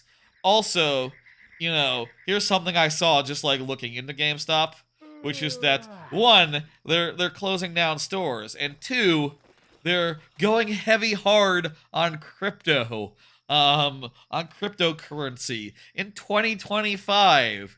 How much of a fucking dumbass do you gotta be to say in 2025, oh, I think I'll get into crypto now. Yes, okay, this is the time. GameStop, what are you doing? It's 2025 and you're getting into crypto? You know, that's not a business plan. That's a gamble. Like, it's a literal gamble, and it's one that's like predicated on not being late to the game. And you're 5 years late. You're 10 years late. You're 15 years late. You're late. You're late. What are you doing? GameStop. They're gonna die. In 5 years, there won't be GameStop anymore. I'm calling it now. Their plan is to gamble it all on crypto in 2025. Take that as you will. I fear for the safety of my young. I fear for the safety of GameStop. Actually, I don't. I don't give a fuck. GameStop can die. I don't fear for them. I am just aware that they're going down, and you know, I don't know if memes are gonna save them this time. If their plan is to just gamble it all on crypto, I hope not. Like, man, like they had some like goodwill after last time, but now it's like, yeah, you guys are nuts. You guys have no plan. You guys are out of ideas. And you know what? Fair. There's nothing you can do. Are you ready to go? I am ready to go. I am ready to go to Krazoa Palace. That's right. Let's go to Krazoa Palace. We'll turn this bastard in. And we'll go wherever's next. We've been going around 2 hours, so, you know, we go to, if we're about to go to Walled City, maybe we'll have a nice 3-hour stream. I don't know, maybe we have, like, multiple Krazoa to turn in tonight. We're kind of slacking on Krazoa. I don't know, like, when we're going to get all the Krazoa we need to turn in. Oh, I can disguise myself. Let me do that, sure. Oh. This shouldn't be all that terribly eventful. We should just run to a door, stand on a switch, and do a thing. How about another card? Sure, why not? I'm still excited for Switch 2. Let me say, I feel like maybe eventually we're going to, like, you know, stop talking about the Switch 2, even though it's the next big thing. You know, it's the next exciting thing in, my life. I don't know about y'all, but I've got nothing else going on in the near future other than the Switch 2. I mean, I got other stuff. I got streams coming, planned and stuff, but the Switch 2 is the next big exciting piece of hardware, and I'm excited to get it. I'll say again, like, shit, man, I can't wait for GameCube Online. I can't wait to have a portable Switch console that performs a lot better than the current Switch console, which has been, you know, chronically underpowered, just for, you know, since it came out, really. I think that's going to be great. I'm really excited about it. I'm really excited about Mario Kart. I'm so excited about Donkey Kong Country. By the way, one thing I didn't show off last time, 2 weeks ago, I showed off, I showed this tweet that I saw, this skeet that I saw, saying, like, oh, the fonts from Bonanza are also the fonts that were in the Donkey Kong Country manuals, which is a nice little nod. I didn't show this, which is that someone found out that on the map things that you can pick up in the game, I think maybe this came from, like, footage from those preview events that they've been doing. On those maps are drawn a map of the Northern Hemisphere from Donkey Kong Country 3. And here's another shot of that. Another map with another chunk of Northern Hemisphere, I think.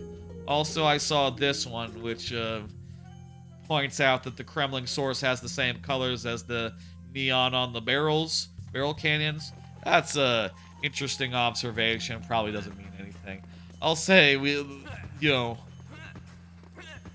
I think that the chances of K. Rool aren't bad, but, like, you know, sometimes cool-looking colors are just cool-looking colors, you know? I don't know necessarily they were trying to, hint to us. Okay, that was a nothing trip to Krazoa Palace. We'll just have one timestamp for this whole Krazoa aside. One timestamp starting at the, starting when I went into the cave with the cavern, the structure with the Krazoa spirit thing in it, and then ending like in a couple seconds. All right, we're on to whatever's next. We turn in the Krazoa spirit. I bet as soon as we pop out of here, Tricky is gonna come up and say like, "Hey, Fox, you should come talk to my mother. My mother needs some help, and if you help her, oh, that guy probably needs help right now. You need help." My eggs! They're stealing my eggs! Please help! We're in for some bullshit in ThornTail Hollow. Some nice light bullshit. Hey, Fox, it's Slippy. Seems like Little egg stealers. Okay, yeah, this is the next thing. Great. 2 minutes of. This is kind of like oh crap.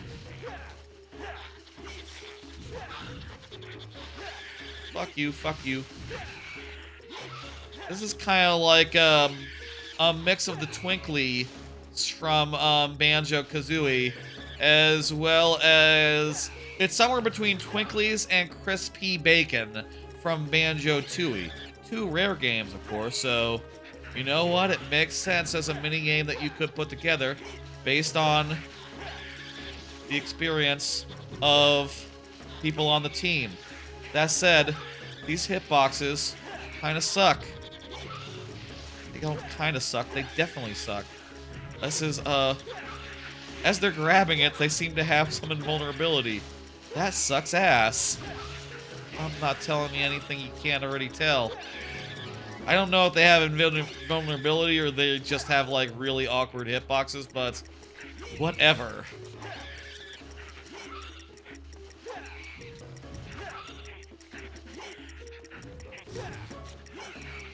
Definitely the Twinklies is the best version of this.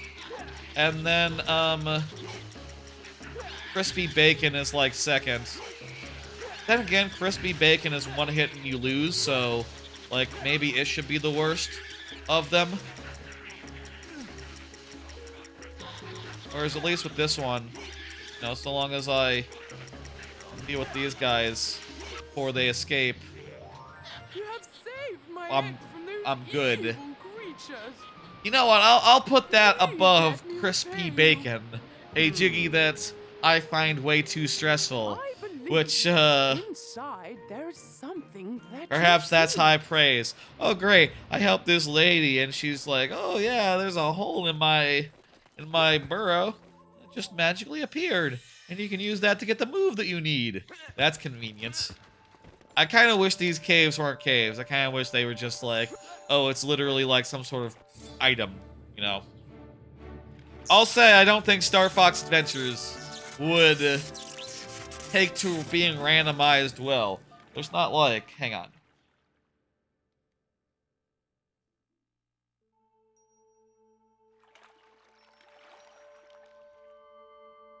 There's not like a Star Fox Adventures randomizer, is there? There's a Star Fox 64 randomizer. That's people in 2008 were saying, we're saying this. Actually, its simplicity is quite fun. The game has very solid controls, great sound detail, and great stage designs with plenty to explore, says whoever got into the blurb. Maybe. Yeah, no one's ever done Star Fox Adventures randomizer. I don't think it would bear weight, you know? I don't think it would fly. We collected the portal device, which is a door opener. It's a key. It's kind of a shit power, honestly. I think that any power that's just... You know, I think that in a Metroidvania, there's like tiers of... I say a Metroidvania, in a Zelda game, in a game where you're getting like various items to help you progress and get through puzzles and stuff. There's like orders of echelon, right?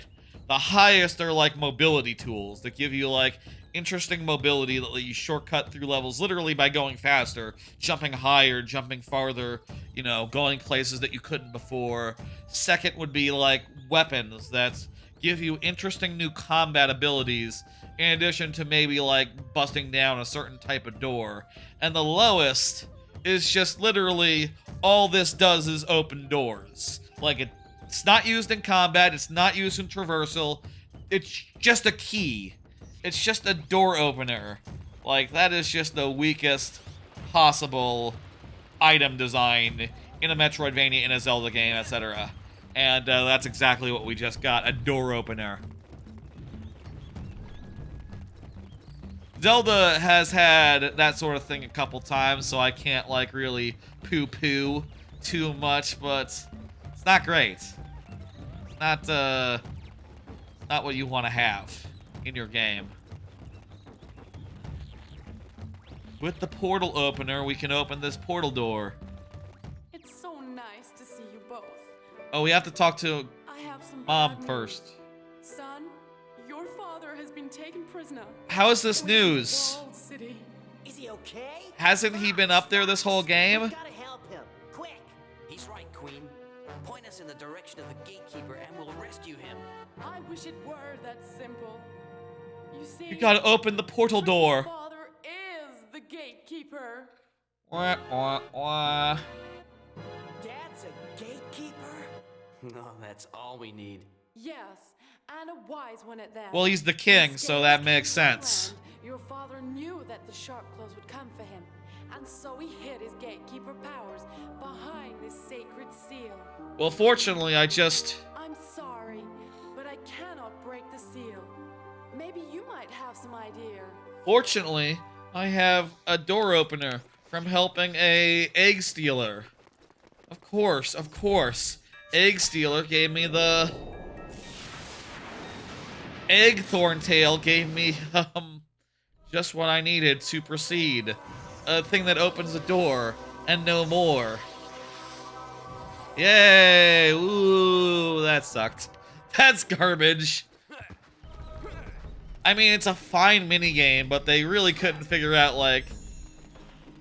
So, how do we get from A to B there? It's very much some Sonic Adventure 1 type shit, where it's just, like, a total contrivance, right? Like, you're not even gonna try to justify why I'm getting this item, you know?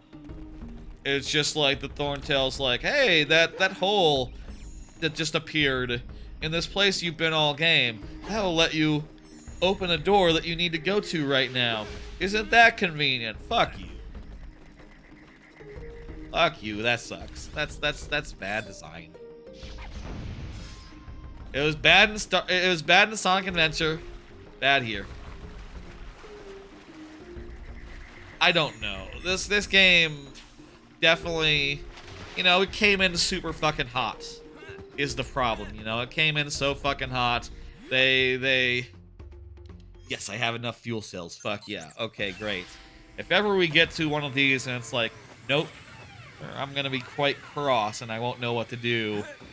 I will not want to backtrack and go collect fucking fuel cells. God help me.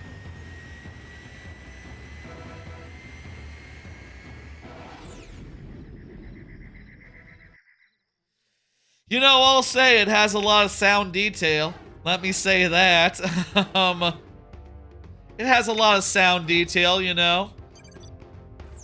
This is dangerous ground, Fox. Walled City was once the Earthwalkers' home, but it's been overrun by the deadly RedEye tribe.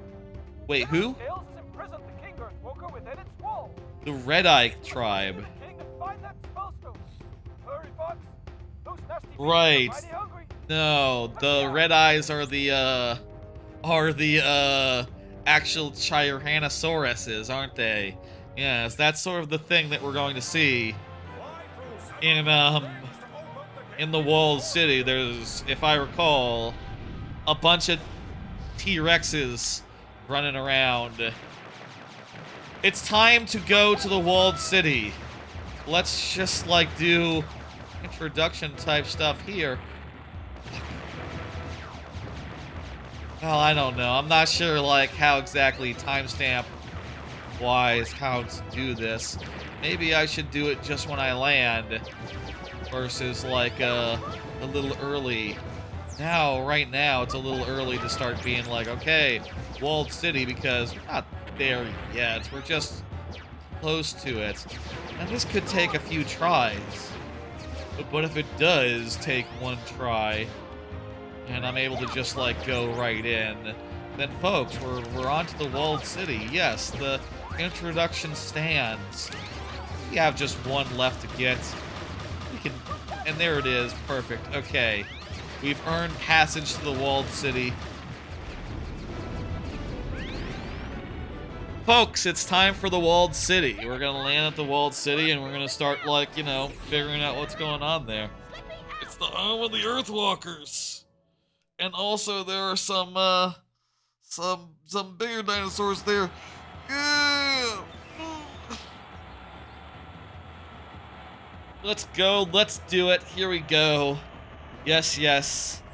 Looks like a nice place. It sort of has an Aztec Mayan type vibe to it. And also there are T-Rexes. Yeah. Go get it. Go get it.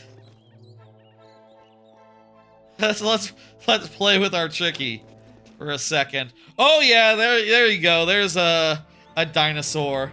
This kind of reminds me, just like so far anyway, of like Space Station Silicon Valley. The part where there's just like some weird robot dog with missiles running around the other side of a bridge. And it's like, you just look at that and go like, ooh, whenever I go up over to that side of the bridge, I'm gonna be in trouble, but for now... Go get it. For now, I'm good. For now, we are at peace. You know, they can't cross bridges. Maybe they're a little too low. Hang on, let's play with, let's tempt fate here. Okay. I'm gonna stand here. And we'll play fetch. Be careful, Tricky! There's a T-Rex right there!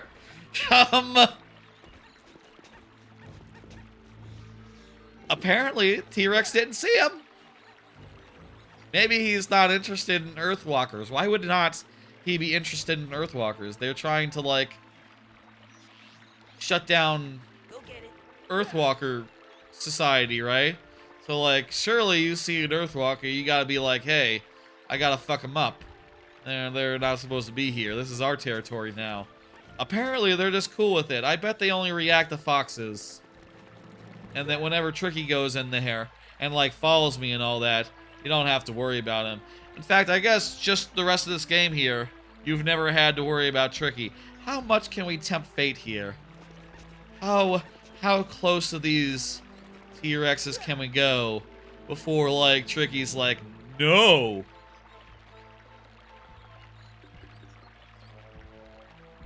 Tricky. Okay, Tricky continues to be fine.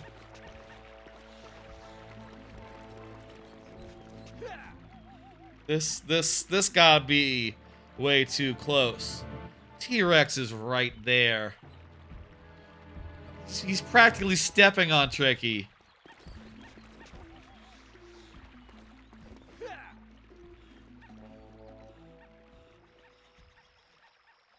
I feel like I'm getting too close now.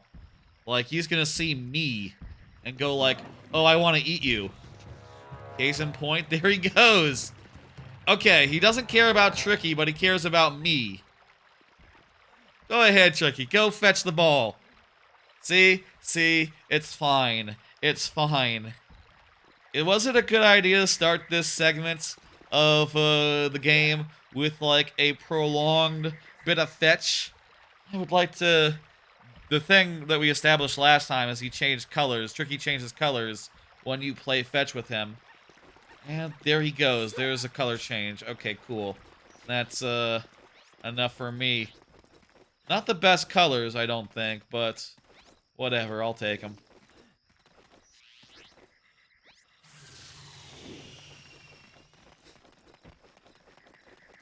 Gonna throw that into the water. What happens if I approach this guy in costume? Oh, well, I uncostumed. Within the temple. Okay, this isn't a whole cutscene with this guy. I totally thought it was gonna be a cutscene situation. It's totally just you walk up to him and he's like, hey, what's up? Go to the temple. So... yeah, yeah, there's T-Rexes here. Sharp eyes. Red eyes? Red eyes. Just full-blown T-Rexes running around.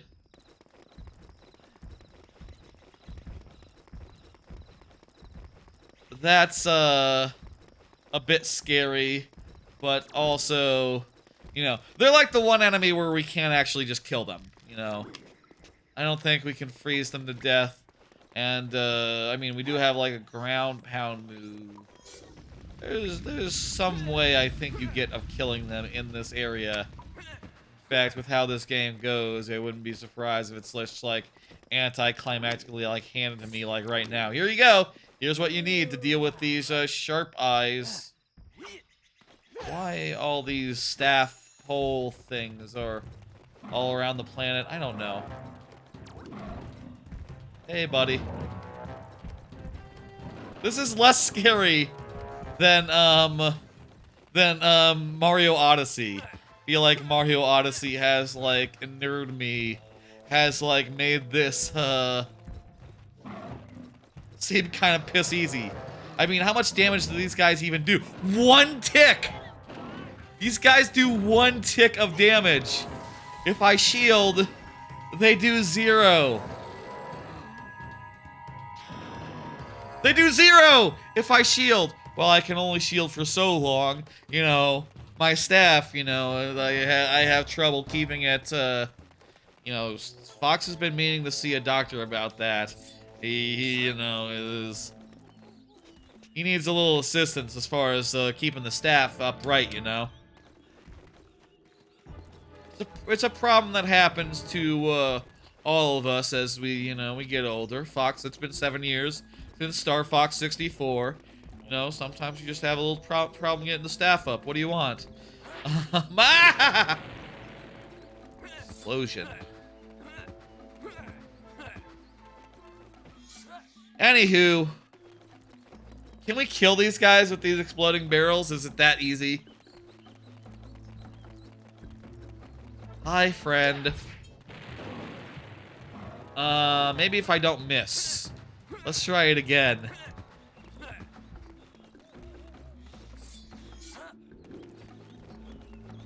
Here we go. Okay, they don't die from an exploding barrel. So they're not that weak, but come on, man. You're grazing me here. The hell is this? Is this a portal? It says I have the C for it, so I guess Groundquake. It's Groundquake. Oh, what? We need to let go up the thing. These are the least threatening T-Rexes I've ever seen. Like, Fox is not even phased by them. Tricky doesn't give a shit. I guess there's a reason they're not the ultimate enemies in the game. They're just some no-hopers for a single area of the game, right? Because they're just some a-holes. I don't think we're gonna do this race. Got 33. Oh, I'm covering the timer a little bit. The timer is totally where where my camera is. I'm just realizing that's been a thing since the earlier time trials, hasn't it? Oh well. Hope y'all don't mind. We have like 9 seconds left. Apparently this is not right.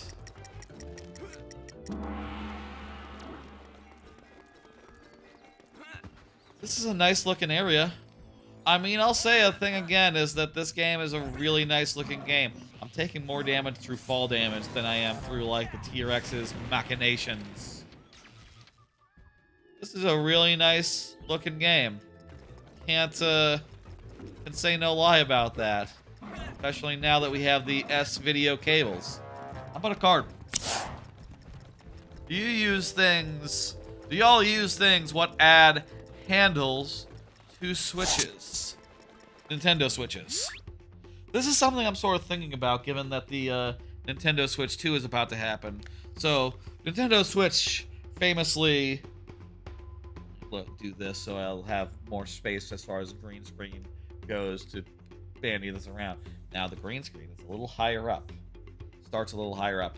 So so the Nintendo Switch famously, like, you just hold it like this and it doesn't have, like, the handles that you would find on, like, a GameCube controller. A couple times in the past, I've bought, like, things like this, which is, like, a grip for your whole Switch that you snap it into, and, you know, add some handles to it. And you see this one is designed to match my my Splatoon Switch's Joy-Cons, which is real nice.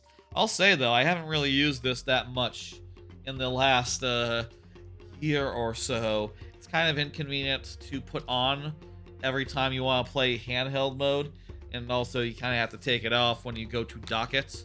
And you know, if you take them out, that's another case where it's like, yeah, no, you just gotta, if you want to, like, undo this, you gotta pop them up first. You know, that's just awkward, and it's awkward in ways. And, like, in recent years, I've just kind of gotten used to just holding it like this, to the point where I am thinking, like, you know, Nintendo Switch 2 and all, maybe the time has come to not even bother with a handle. Also, I guess the other question is, you know, I have thought before, like, it'd be cool if they just put some magnets in the back of the Switch, like Joy-Cons, which they didn't do. And then you could just, like, snap on a handle if you wanted it, and it could just be, like, permanently attached to the Joy-Con, maybe. But they didn't do that, and instead they did the mouse mode, which, you know, if you imagine adding a handle onto the end of your mouse, that might be a little bit awkward. I'm not sure about that. So maybe that's, you know, one of many reasons why they didn't do it that way. I'm definitely thinking, like, if I want to even get one for the Switch 2, definitely will get a case, I'll say that, as far as accessories go, as well as, you know, a GameCube controller when pre-orders for that, orders for that go up. And I'm very excited for all that to go live, but, like, I think the time for grippy controller add-on is done. I think I'm done with that, and that's fine, you know. I don't need to do that again. When I got the OLED Switch, I had to, like, get a new one because, you know, the old ones weren't supported and all. Where the hell's the door?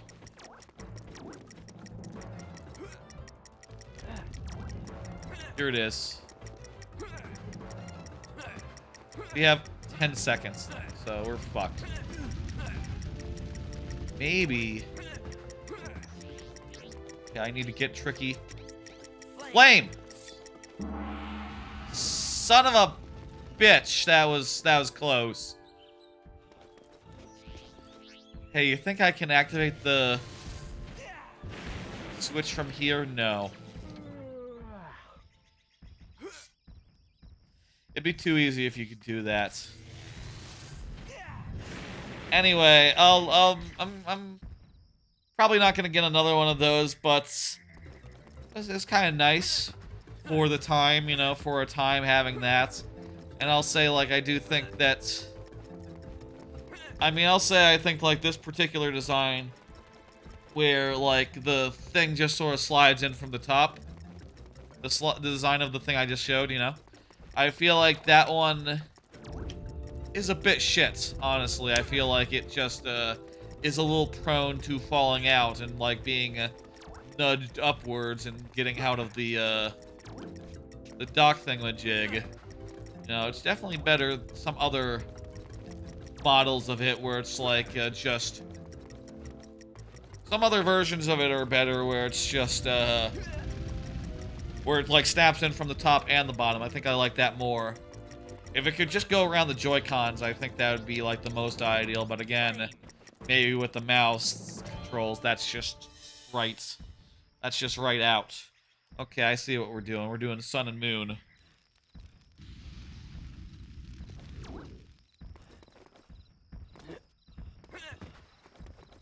Again, we have plenty of Baphomet, so we really don't need to give a fuck about health, you know? If one of those T-Rexes, like, hits us, like, 7 times and we die, it don't matter. You know, I guess there's something to be said about, like, how Zelda manages fairies, right? Like, fairies really do, like, undermine the tension of the game somewhat, but there still is tension, and, you know, they do enough with bottles to make it so that you can't always rely on 100% always having a fairy. You know, you sort of have to make that, like, something that you're maintaining, and, you know, you're re-upping your fairies when you can, and sometimes you have to give up your fairies to do, like, a puzzle, or get Zora eggs, or something of the sort. Like, there's a very careful balancing act that maybe is easy to neglect, easy to not appreciate, you know? If, say, you were to do a Zelda game and just be like, okay, my fairies are just permanent style, you don't have to, like, specifically, like, take out your jar and find a fairy and, you know, sometimes give up your fairy. Like, maybe that additional drama that you get out of... that is actually a real good thing. Maybe that actually adds a lot to the, you know, to the drama of it. The amount of, like, effort that has to go into maintaining your fairy supply. Thank God, Jesus, we had like 1 second left. You maybe couldn't see because I was, you know, over the timer.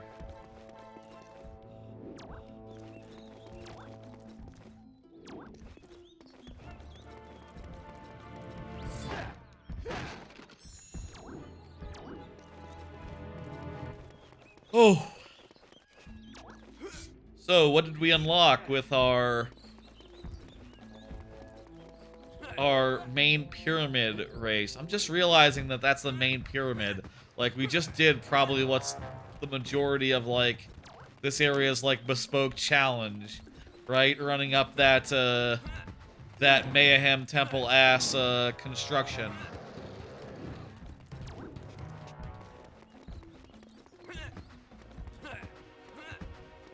Oh, here it'll be our Prince Tricky. Jeez, this really reminds me of Rocket Robot on Wheels. I mean, that area is also a Mayan themed world, but I'm saying it has like an interior space that's sort of on, that's sort of underground a little bit, where you have to walk down a slope, and it's just a room like this, very similar,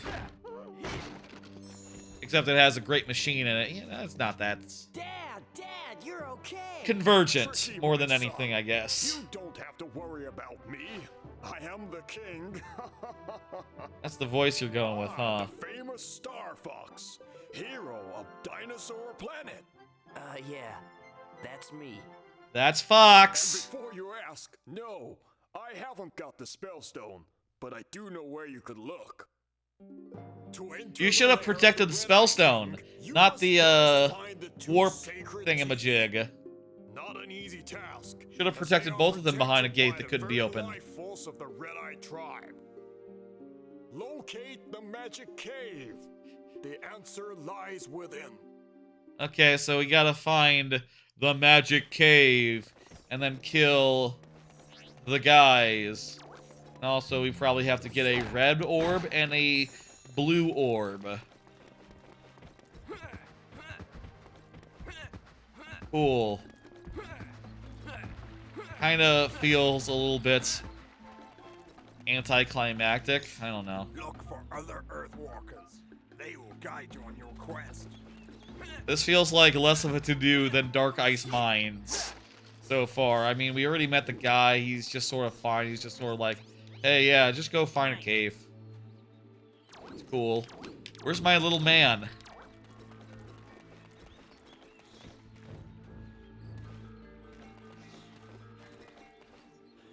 Buddy.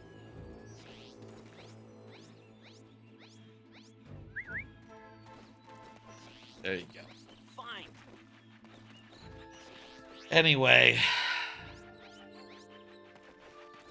Guy's hungry. Needs a thingamajig. That's another Bafamadad.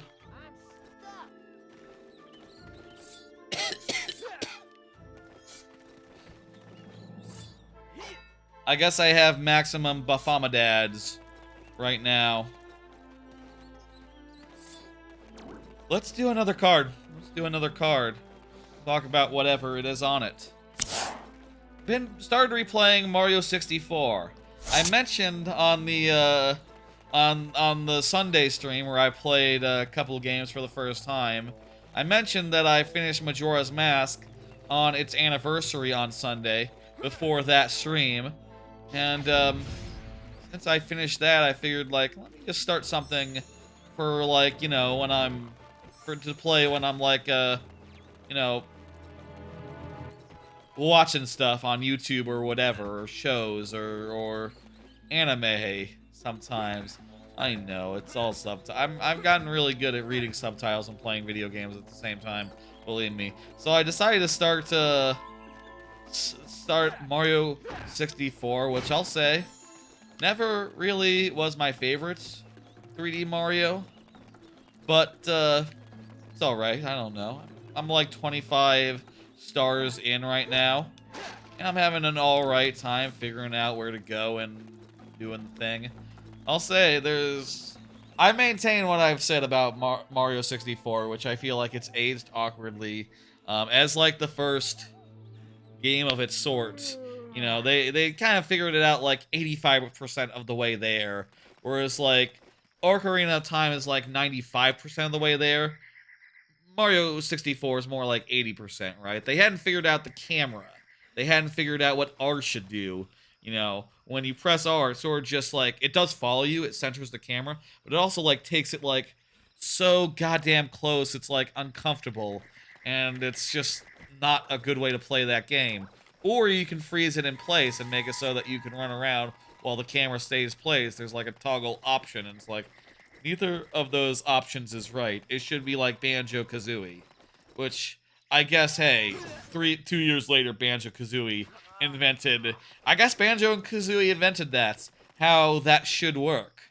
How to center a camera by holding down R.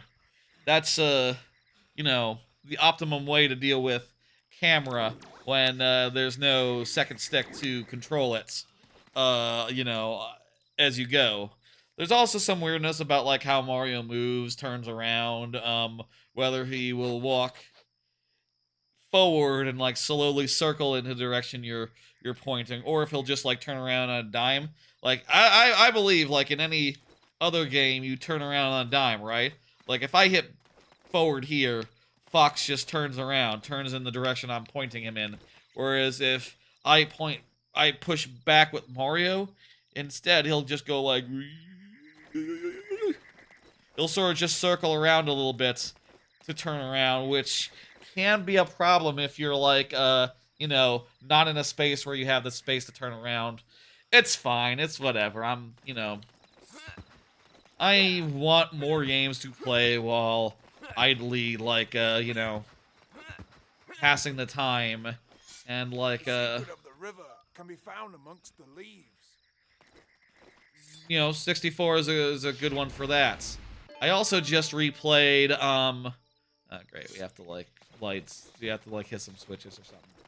I also just replayed Sunshine before that, so you know, I'm kind of in the mood for more 3D platformers. Also, Galaxy 1 and 2 will be the order of business for the birthday stream, so you know, kind of preparing for that, aren't I? In the same way that like replaying Ocarina and Majora's Mask is very much preparing for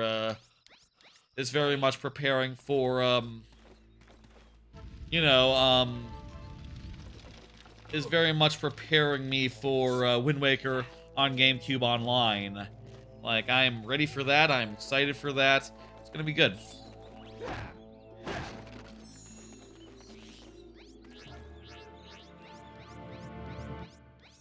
How about another card of what has a game on it I've been playing? This one, less of a retro... Oh, here's the secret cave. Excellent. The switches, I guess, had nothing to do with it. Yay, it's exciting. Ooh. Zap, zappity, zap, zap, zap. Great. Super Groundquake. Yes, it's an upgrade Groundquake. You know, I think that's... I mentioned before on the tier list of, like, you know, upgrade... of, like, power-ups, right? A marginally upgraded version of an item that you already have that seems like its only upgrade is because, like, we needed something to give the player at this point. That's, like, above door opener, below weapon. So, another example of that would be, like, the long shots. That's, like, below the long shots as far as, like, tier lists go. Like, long shot, or hook shot is, like, S tier. It's, like, top tier. It's a mobility tool, also has uses in combat. The long shot is, like, B tier. It's, like, yeah, this is barely... This should just... The long shot just should have been the hook shot to begin with, actually. I do think things like fire arrows and ice arrows and light arrows get a buy for that because you know, they sort of add enough to the gimmick to make it work, to make it valuable. But yeah, that's sort of the order in which these things go, I think. Okay, let's kill. Now we have the Super Quake, which has a new icon. Wow. I wonder if it takes more energy to do. And the Super Quake, its main takeaway, its main ability, is that it's slower to use, and it can kill these dinosaurs. Do I need to, like, hit them twice? Yes. Okay. I can do that. Once to get them down, once to finish them. And it's gonna take a good amount of our magic to do. In fact, fuck you. We can only do maybe 3 or 4 of those in a row. And then we have to go run off and go get some shit ass motherfucker. That's not great. Alright, you know what? That's fine. Hey. I'll say again, least threatening T-Rex I've ever seen. These are the least threatening T-Rexes you've ever seen. You should not be able to kill T-Rexes that easily, even with a fancy upgraded ground pound. Like, that is ridiculous. Give T-Rexes a little more respect than that. They're jobbers in this. T-Rexes are jobbers in this. They're just... They're total jobbers. What the fuck? You know, I already said, like, switches in your area is a good name for the stream, but T-Rexes are jobbers? That's not bad either. Probably switches in your area ready for your staff. That's... I still favor that title, honestly, for the stream, but... T-Rexes being jobbers, that's such a weird thing to realize. I thought they were gonna be scary. They're not. They're pathetic. They're so easy to beat. Just walking around. He doesn't even bother my tricky. Oh no, I fell over. Oh, you hit me again and now I'm dead. It's not even hard. You hit Y twice and you have sufficient magic. total jobbers. Jobber is a wrestling term wherein a performer whose job is to make the other wrestlers look good, to lose convincingly in a manner that makes the other person look impressive. I mean, maybe they're not great jobbers. Maybe doesn't seem that impressive.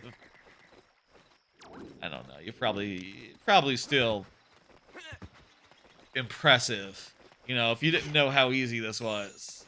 They're literally just taking a fall. Literally taking a fall and dying right there on the spot. What can I say? Let's talk about another game. I've been playing Claire Obscure Expedition 33. That's been the talk of the town recently. The Elder Scrolls Remastered has been there, but more importantly, people have been like really glomming onto Expedition 33. And I started playing that on Sunday on stream. My first impressions for the first 4 hours are all live and recorded in perpetuity. You know, you can go check out that VOD now, as you know, you can also get my first impressions to Oblivion remake for what it's worth. You know, both of them are there. But goddamn, you know, the prologue really drew me in, and then after that, it just went some amazing places. Like, it's an amazing prologue to start, and then after that, where was the thing that we had to do? We'll find it. Oh, I guess the moon sun thing that was opening up was the passageway down to meet Earthwalker King. Got it. Okay, that makes sense. Where's that mound with the door on it that we opened? Fortunately, with these sharper graphics, due to the new RetroTink that I got, it's easier to see into the distance and see faraway things. Draw distance notwithstanding. There is draw distance to be concerned with. Anyway, it is a hell of a JRPG, even if it's not J, even if it's French rather than Japanese.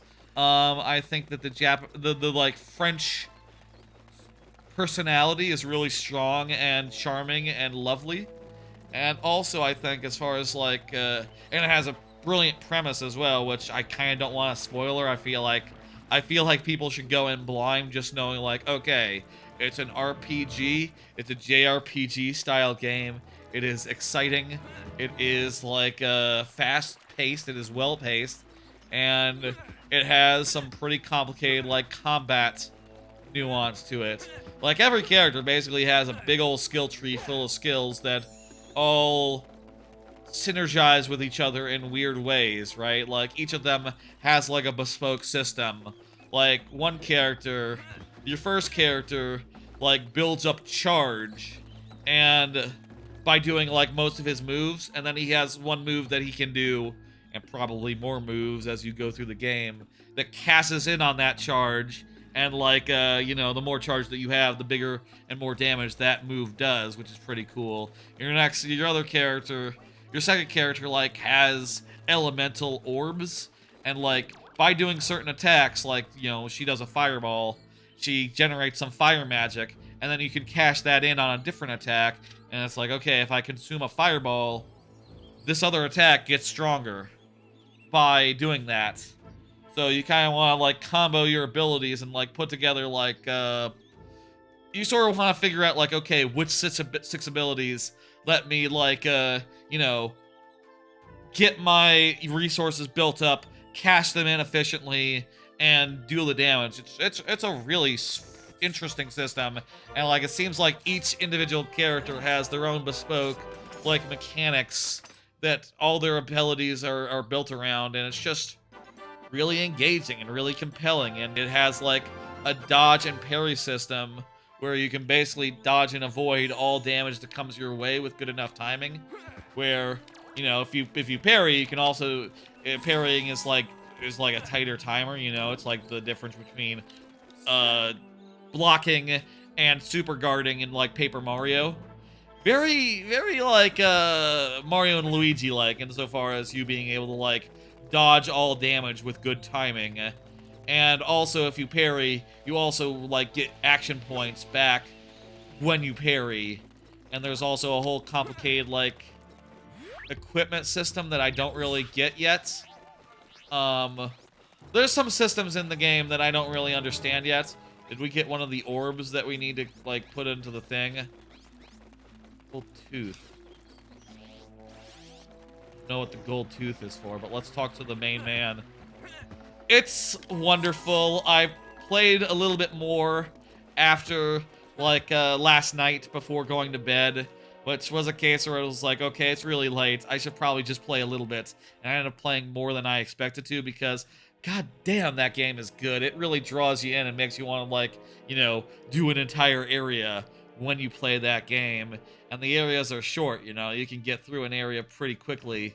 And then, you know, do the boss and then, like, move on, see some more plot. And it really has its hooks in me, and it has a really bizarre, exciting world. And, like, you know, if I were to compare it, like, to anything, like, plot-wise, premise-wise, I would say it most reminds me of Hell's Paradise, the anime about a suicide mission to a bizarre, weird, unearthly island where, like, a bunch of, like, jailers and condemned criminals go on the suicide mission to go sort things out.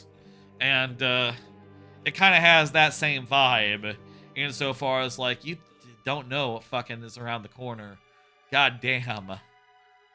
I'm loving it. I'm like 5 hours in, maybe 4 or 5 hours in. Actually, no, I ended 4 hours and then I put like another hour or so. Yeah, like 5 or 6, coming up on 6. I beat the second area, and now moving on to the third major area of that game, which is fun and good and has a great premise to it. God damn, you should check out Expedition 33, Clair Obscur. I cannot recommend it enough to anyone who likes JRPGs. Any JRPG. I would compare it to Nier as well, Nier Automata, except it's turn-based, so maybe a little bit Persona-y, except for, you know, just no management. No, like, time management stuff in there. Okay, we have to get 2 gold teeth. Okay. We got the first one from the, killing all the dinosaurs, so now we have to get the other one, which I believe has to do with the torches. Okay. Brilliant. They're on a number of trees. We've gotten, like, probably half of most of them. We've done 3 of them. I bet just, like, 1 left. So let's just look at random trees. The backside of random trees and see what we can do. Maybe it'll be near the entrance. I don't remember, like, getting one near the entrance. I didn't know what to look for at that time. I'm really loving Clair Obscur. That's, you know, I'll say low-key. It's definitely something where, you know, if we end the stream early enough, like, I will definitely, like, after getting the VOD uploaded, I will definitely boot that up and play some. I do have to watch more anime from today. I only watched 2 of the 5 shows that come out on Tuesday because I decided to prioritize having a nap before the stream. But, you know, I've had that nap, so I can stay up. I can stay up a little bit. Tomorrow's a work from home day, so it's a little more lenient as far as, like, bedtime, you know, or at least in theory, right? I'm good to play a little Clair Obscur, I think. Expedition 33. What a game. I feel like it's the kind of game that when you're playing it, you're like, oh, this is one of the all-time best. This is gonna be, it's a 15-second timer, by the way. This is gonna be one of the best games of all time. Oh, it's counting up, or no. Every ring adds time. Okay. This is one of the best RPGs of all time. You know, up there with Metaphor and, like, Sea of Stars for, like, you know, best turn-based RPGs in a minute. Kind of reminds me a little bit of Sea of Stars, the combat system. If Sea of Stars had like an expansive like skill system where like it wasn't just like, oh, here's your 8 abilities that you got on each of your guys in Sea of Stars. If instead it was just like, oh, there's 36 abilities you can equip on any single guy, and you can sort of spec in any direction and build them up however you feel. You know, if it had a spear grid, I think that's sort of the idea. I never played most Final Fan. I never played a Final Fantasy, so I only know about the spear grid in like due to cultural osmosis. Never seen a spear grid. I don't know what exactly it entails. I'm pretty sure though, basically this sort of like skill tree situation, skill grid. It's like a one of those, yeah, like a spear grid. How many more cards? What do I have? Like a handful. Handful more cards. Looks like we're coming up on either the halfway point or the end of this section, which, you know, we've been going around 3 hours. If we ended right here, right now, I would think, oh, that's fine. Maybe we'll bop back home, you know. Maybe we'll even go to the Force Point Temple. I'm really not sure how much time is left in the game at this point. I know we have to do the last flying island. I know that we have to do the last flying island. We have to do like actually a couple more Krazoa spirits. A couple more Krazoa spirits. Like we've gotten, hang on. How many Krazoa spirits?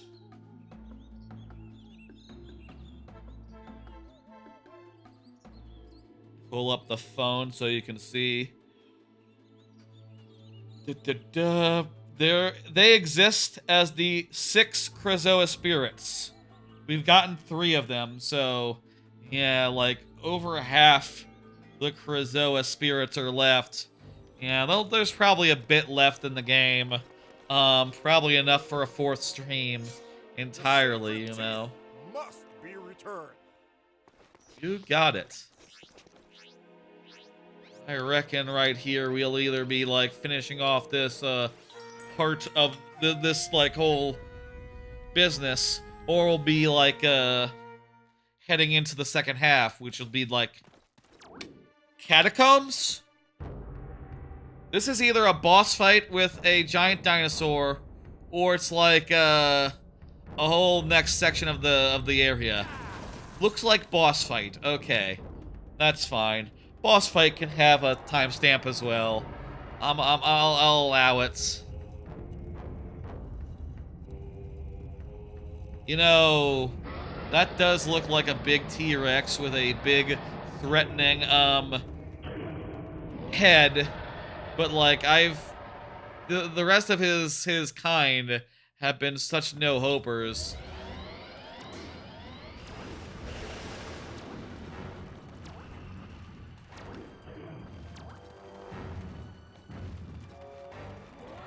Okay, I see what we need to do. We need to, like, lure him into the electricity, like, Universal Studios.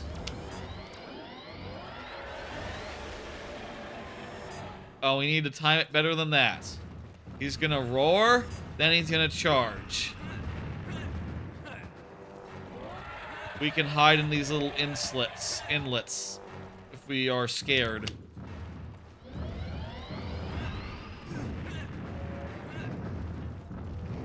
He's still only doing, like, not that many ticks of damage to us as he passes. So not that scary, I guess. Is this a boss fight? This feels a little bit,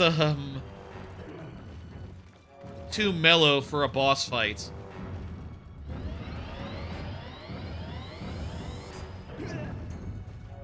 Yeah, he did like half a heart. And there he goes. Again with the jobbers. These guys are total jobbers. What the fuck? I remember this guy being scary, but maybe just... I don't know. Maybe he wasn't scary. Maybe he was just, you know, a pain in the ass.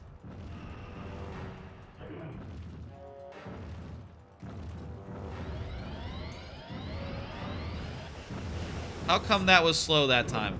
That was very slow that time.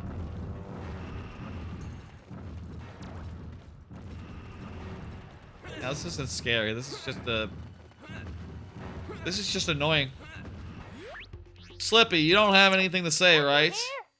Got yourself stuck again? Okay, get him down and then use a bomb. That explains why the bombs are here. This isn't hard. This just sucks. Sorry to say. Sorry to say.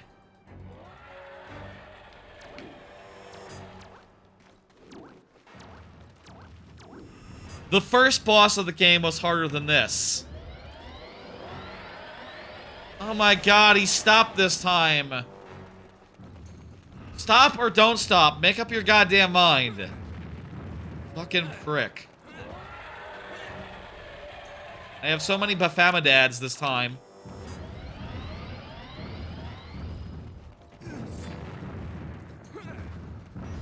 Oh, you know what I need to do? I need to, like, I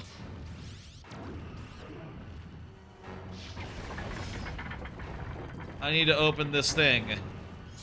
And grab the, explosive, why not? Let's get a hit. I'll say I do have more cards, so...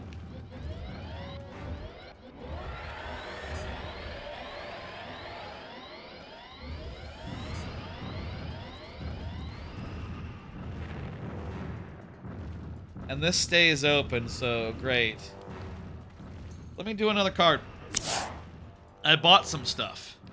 Yes, this will be a great distraction from Guy. In fact, let me just, like, reach over here and like, get some stuff prepared whilst, okay, there he is, okay.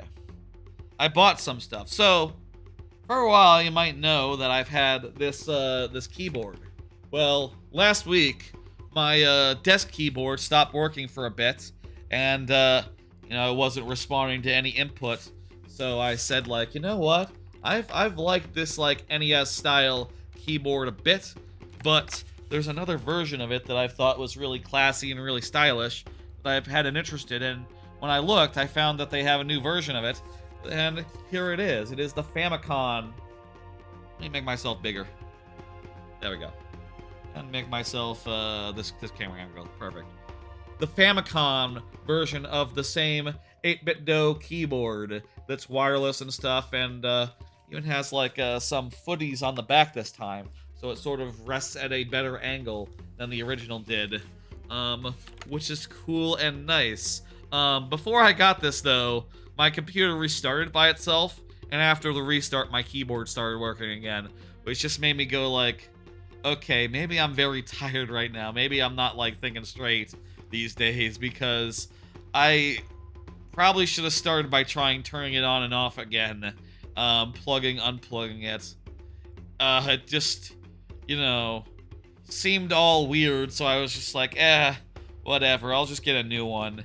And now I have two keyboards, so I don't know. I think I'll keep both, but maybe, like, keep this one for, like, when the other keyboard does go Way of Dinosaur, you know, maybe when it does die, but, you know, my other keyboard is, like, just a basic-ass, regular-ass keyboard, nothing fancy. So, like, this physical thing is, an upgrade either way, and also it's very pretty, I think.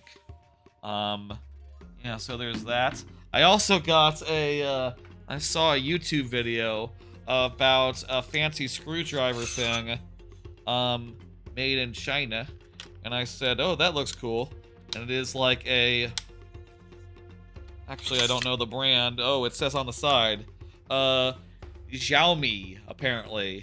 It is like a precision screwdriver, has like a case with a bunch of bits like connected magnetically, and then it is just like a little rod you put in your drill bits, and then, or your screw bits, and then There's buttons on the side. You can't really see. You can't really see. But, you can sort of see. And probably hear as well.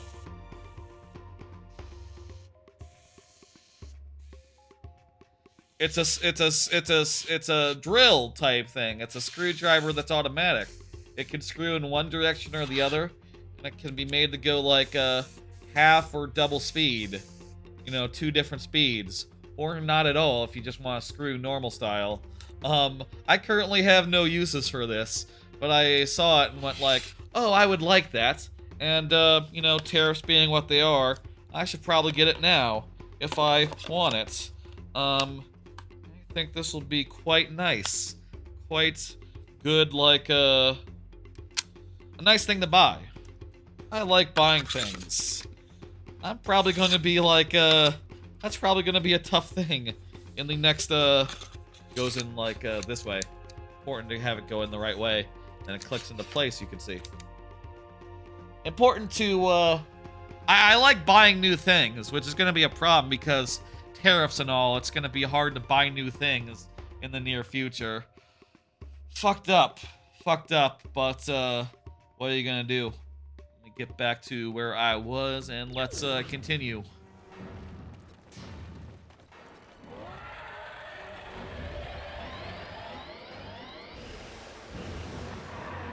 Okay, there we go. We finally got a hit on him.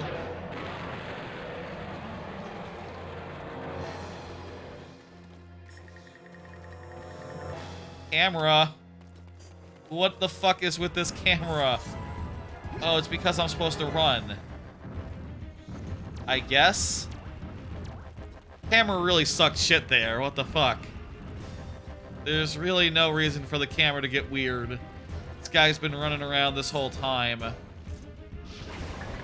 Not like I don't have a safe little cubby to hide in.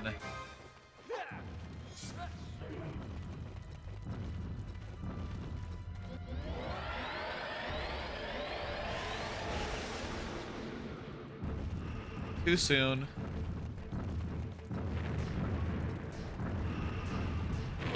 Fuck. Keeps on coming. Oh well. You know, this building is like decorated with like T-Rex inscriptions and stuff. That seems weird to me, considering that this is the Earthwalker domain.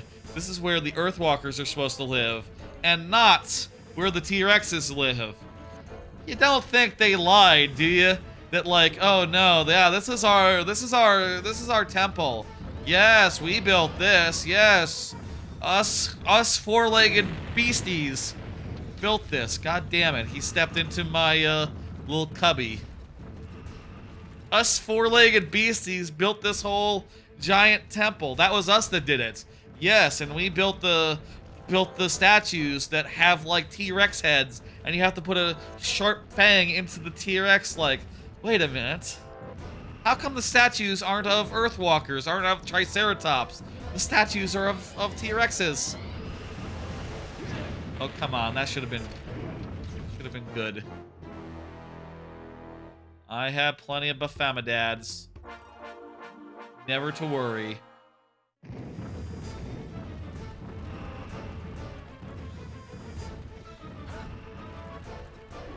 I mean, my bet would be in the original script, in the original version, my bet would be that it was originally supposed to be the T-Rex area where the T-Rexes lived, and then they changed it later to be like, oh, this is they changed it, but it's not like they're lying. It's not like Triceratops Man is lying. It's more just like, hey, you know, stuff happened in development. That guy turned around. That's no fair.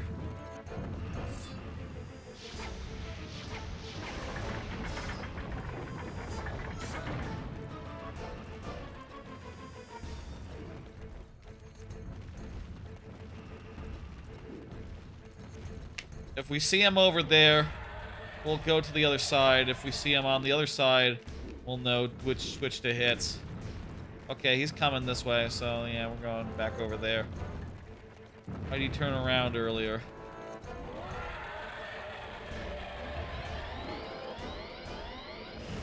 Perfect. That's lovely. Oh, he has the stone in his head. He has a headstone. You know what? It kind of makes sense as a thing to run from. But also, like, he just sort of passes over us. It doesn't seem like you can really get away reliably. Why can't I use my shooty power? That was weird. It was preventing me from using my shooty power. Okay, which way is he coming this time?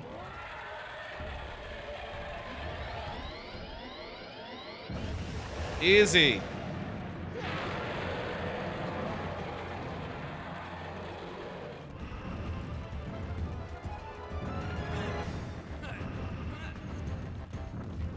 Okay, these places are safeties. You just need to go to one of them. That was the third hit. That's... You gotta be like... Gotta be real damn close to finishing this thing off.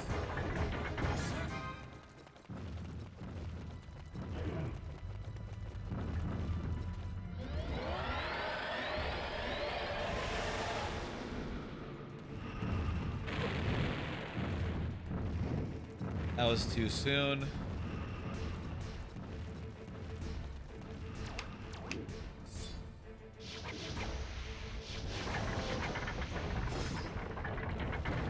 Kind of expected to have to use the, you know, this game doesn't really do the thing that you would expect, which is be like use the dungeon item. No. Motherfucker. That time he didn't really give us any time to really charge the motherfucker. He's just right there, right on top of us. Instead, we use the fire rod to like shoot the switches.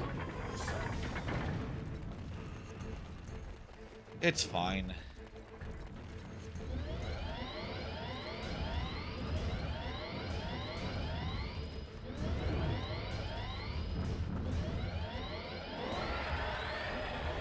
Okay, now we do. There we go. Easy. Rule of 4. Yeah. That's the spellstone. That was a pretty long boss fight. That's definitely getting its own timestamp. What the fuck was that? That dodge. What the fuck? That's eat your heart out. Eat your heart out. Zelda Link. That's like something in Wind Waker. Of course, this predates Wind Waker by like a nose.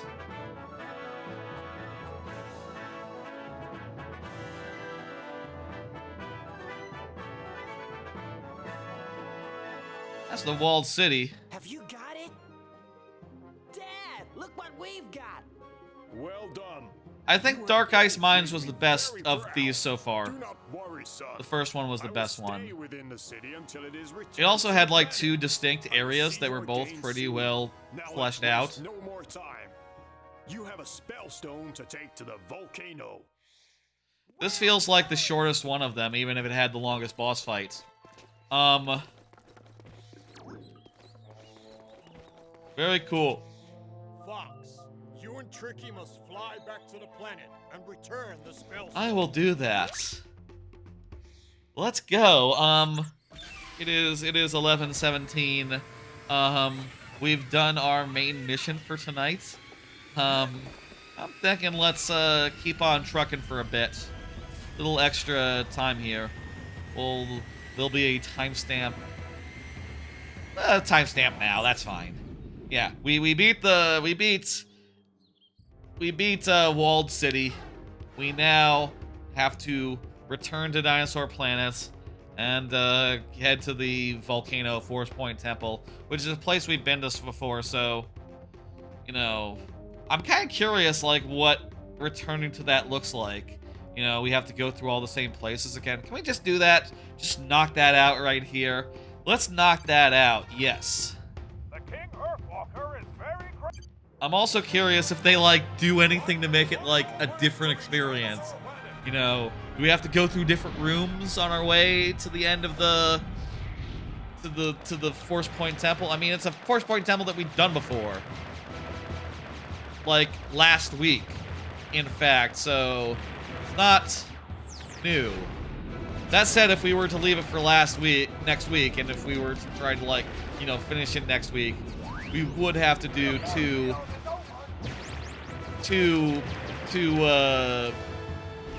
in one stream, 2 Forest Point Temples. I suppose if I'm trying to do a Forest Point Temple right now, I am definitely doing 2 Forest Point Temples in one stream, but it's not too late. I can do it. I also do have still cards left to discuss. Speaking of which,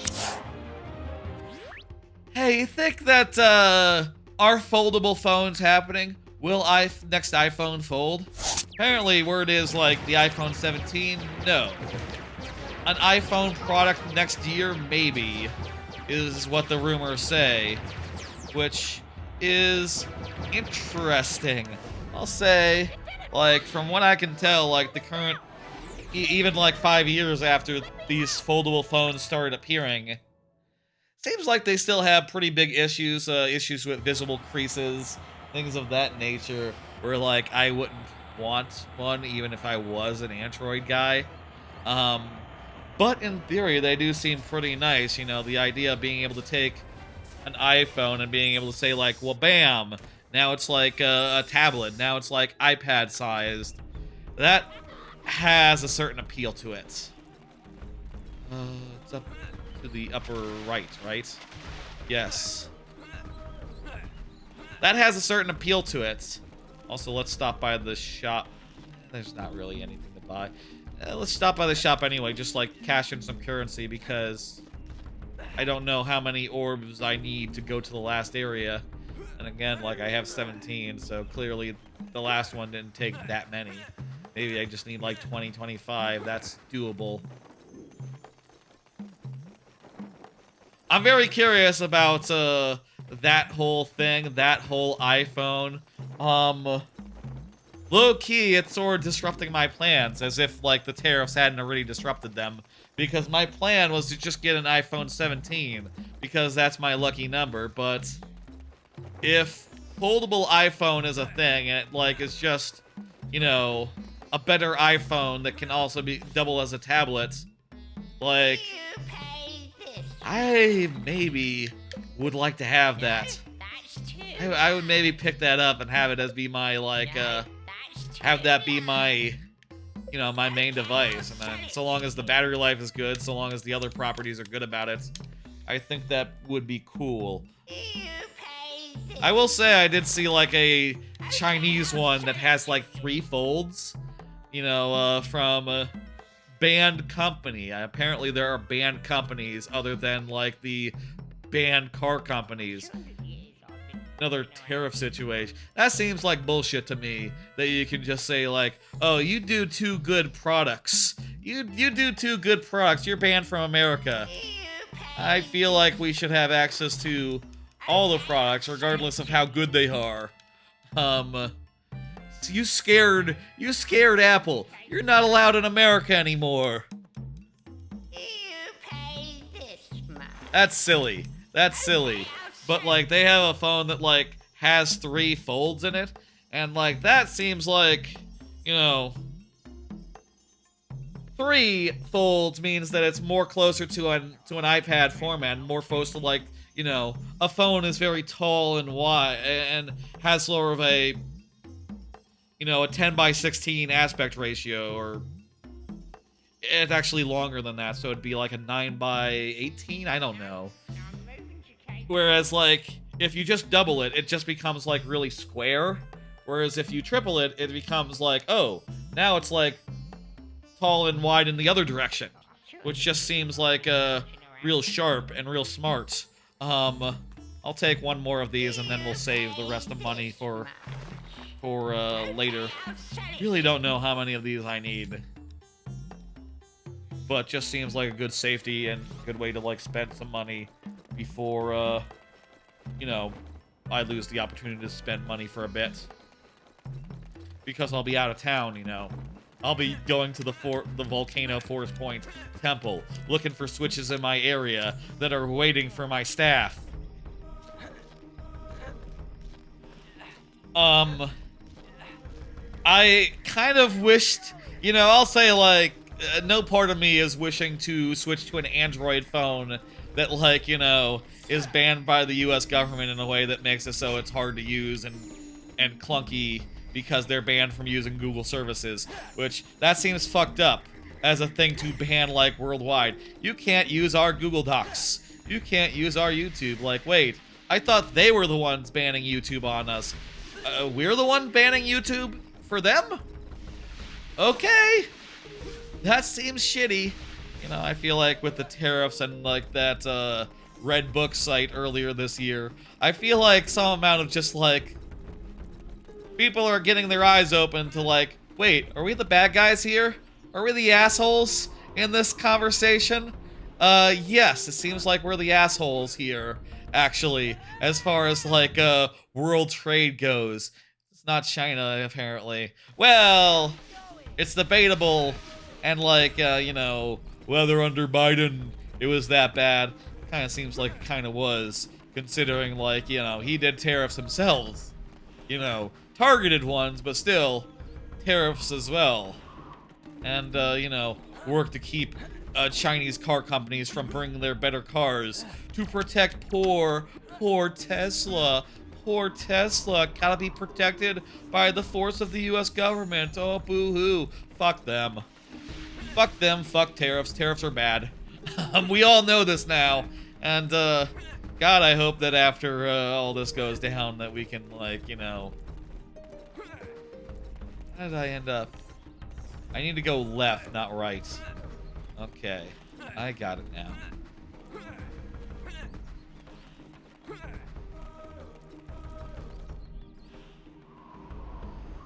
I hope that, like, you know, we have some sort of, like, awareness now and some sort of, like, you know, understanding, and eventually when...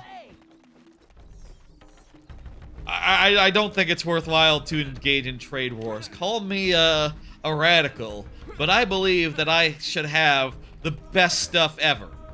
You know, I should have the ability to buy the best stuff ever, right? Like, if somewhere out there they're making better stuff than what we make here, I believe as an American, it's my right to be able to buy that for an affordable price. And, you know, profit off the empire that, like, you know, that's the whole point of American empire, like, making it so that we can have cheap products. Like, that's the whole point of it. That's, like, the whole upshot of it here. Mind you, it's not, you know, sweatshops are bad, and we should probably do fewer of them and, you know, encourage companies to really step away from that as much as they can. But even in places where they are, like, sort of doing that, it's like, hang on, though, you're getting too good at making stuff. And not just, like, clothes and stuff that doesn't matter. Like, computers. You know, we're really weird about that. Tariffs are dumb. And, you know, counterproductive. What the fuck was I even talking about? I forget what the fuck I was even talking about with that whole, bit. What even was the card? Folding phones, right, yeah, folding phones. Yeah, I think folding phones are gonna happen. And, I guess I should think right now, right? If they're next year, should I hold off? Should I trade in my iPhone? Should I get an iPhone 17 now and trade it in when they come out with a folding phone? That sounds good to me. If it's, like, up to the standards of, like, Apple, I wouldn't mind having one. And, you know, that just sounds like a sexy piece of kit. You know, it certainly sounds sexier than, the last iPhone. You know, it certainly sounds sexier than what I've heard about the iPhone 17, which is just like, yeah, it has like a wider bump. It has like a wider bump. It's made of a different material. The new color is sky blue. Okay. I like darker colors, actually. I want like a dark blue, or like a dark green, or like a dark something or other. A dark orange would be interesting, or like a brown. I don't know. Maybe that's too close to shit. Hey, it's the Fire Temple. We're at the Fire Force Point Temple. We are indeed keeping on trucking. It was an uneventful walk up here. Let's see if inside the temple is just as uneventful. If you ever wonder why occasionally I'm like, hey, we're here at a thing, that's because I just did a timestamp. That's where the timestamp is going in the VOD. You see, this is a new segment of the stream, which I call Force Point Temple Fire Part 2. That's right, we've been here before. Last week, in fact, we went here first time, and now we have some more moves, so we won't just use the same route that we used last time. I'm sure, like, they will necessitate us taking a different route, and, you know, maybe it'll be cool, maybe it'll be interesting. I don't know. I wouldn't bet on it. I wouldn't bet on this, like, rising above, like, serviceable. Let's do it, though.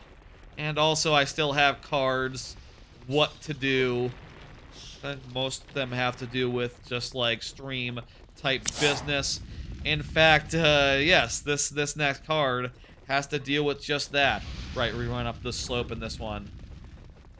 Once I do LASIK and no longer have to wear glasses, shorts sourced from older content will be obvious. That's fine, right? I'll say, for the YouTube shorts, I have consistently pulled from older streams because I am usually pretty far behind in, like, clipping them up and, like, getting their best moments pulled out and then, like, processed to the point where they can be posted in the morning. And usually every stream probably has, like, between 5 and 6 things that could be shorts, which means that, you know, even if I was doing them all perfect, you know, and getting through, like, my backlog perfectly good, there would be a glut of, like, clips vying for the opportunity to be posted, right? But, once I don't wear glasses anymore, it's gonna be fairly obvious when a clip goes up and I'm wearing them that, like, oh yeah, that came from before May 2025. And wow, that sucks. That didn't even hurt them. Didn't even do a single point of damage, nor allow me to, like, follow up into a thing. Hey, Tricky, can you, like, help? If I tell you to do fire, flame, you just, like, set this guy on fire? You can, but he he only a little bit, like, drops his defense. I hate these fuckers with their shields. There we go. Beautiful. It's gonna be more obvious, and I think that is just unavoidable, you know? I think that's just gonna be an unavoidable part of, like, not needing glasses anymore. And I hope when y'all see a short, and probably most of them will be this way, and I'm still wearing glasses, you won't mind it, you know? I'll say, like, there has also been another similar, like, differentiation point, you know, where, like, oh yeah, if I don't have a green screen behind me, you can tell it's from the old apartment, from the previous apartment, right? Like, it's obvious, but, like, you know, it's fine. It's fine.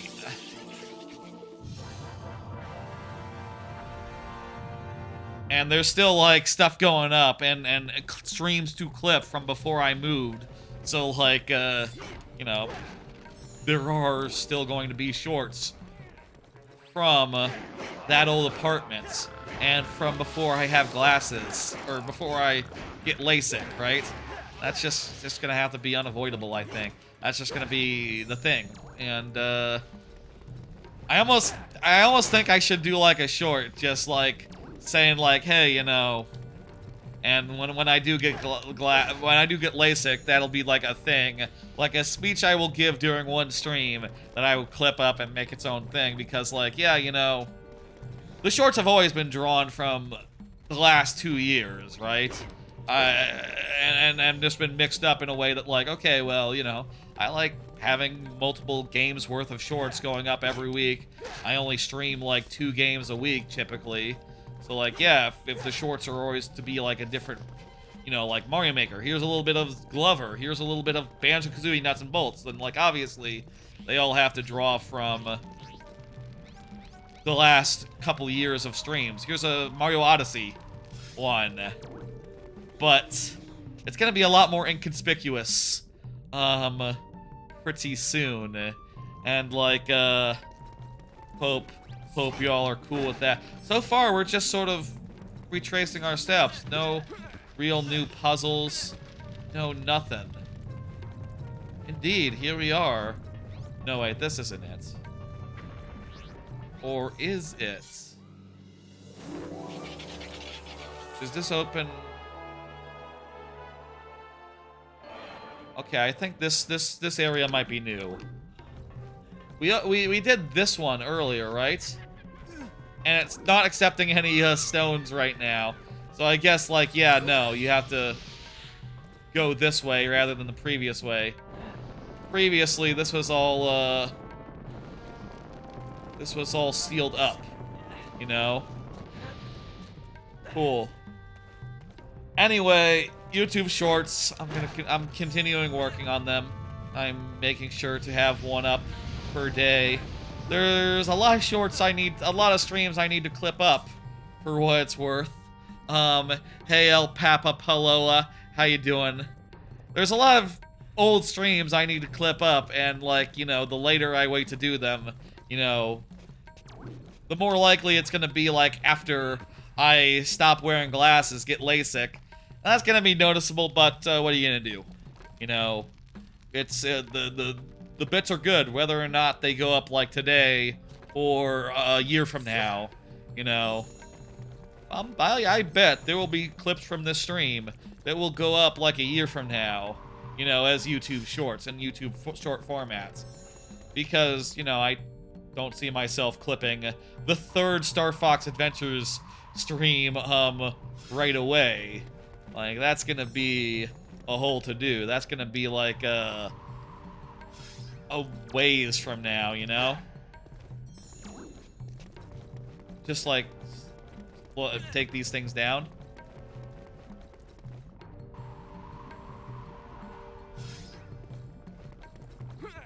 Still, you know, that's something I need to work on.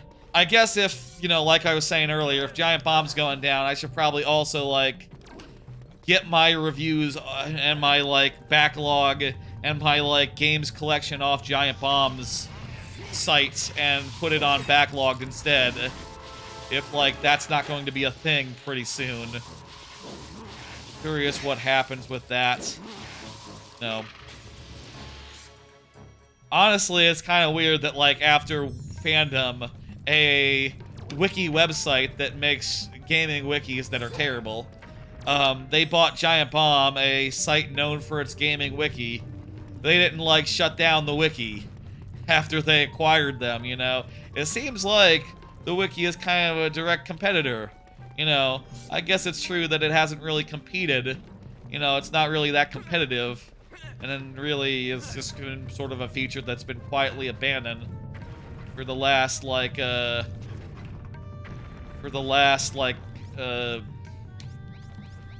couple years now. Decade almost. Half decade maybe. Since pandemic. Maybe like the last decade, honestly. Maybe even the last decade. Maybe including like up to 2015. But still, I don't know. Seems like a lot of people put a lot of work into that, and it'd be sad if it went as well, but shit, man. I don't know. I don't know. We're about to finish this temple. I think I'm ready to call it a night after we get out of this temple, after we do the thing. I think there's probably only a couple rooms left. We have gone for about 4 hours, which is a good length for a playthrough stream. That's a good meaty length. Honestly, I should consider like, you know, 3-hour streams more regularly, you know, end it at like the 3-hour mark, but whatever, man. This gives us like, puts us in a better place for next week to finish, which I'm not sure. How long is left in this game? Are we like, are we just about right for a 1-stream finale next week? The last spellstone, the last like island, 3 whole Krazoa. Is this a one in? Are we looking at 1 more stream or 2 more streams? I'm curious. I'm hoping for 1 more stream. But shit, man, we have to wait for good timing. We have to wait for really good timing here. We'll see what happens next week.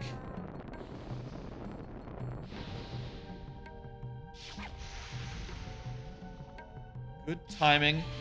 There we go. Now, wait for the blues.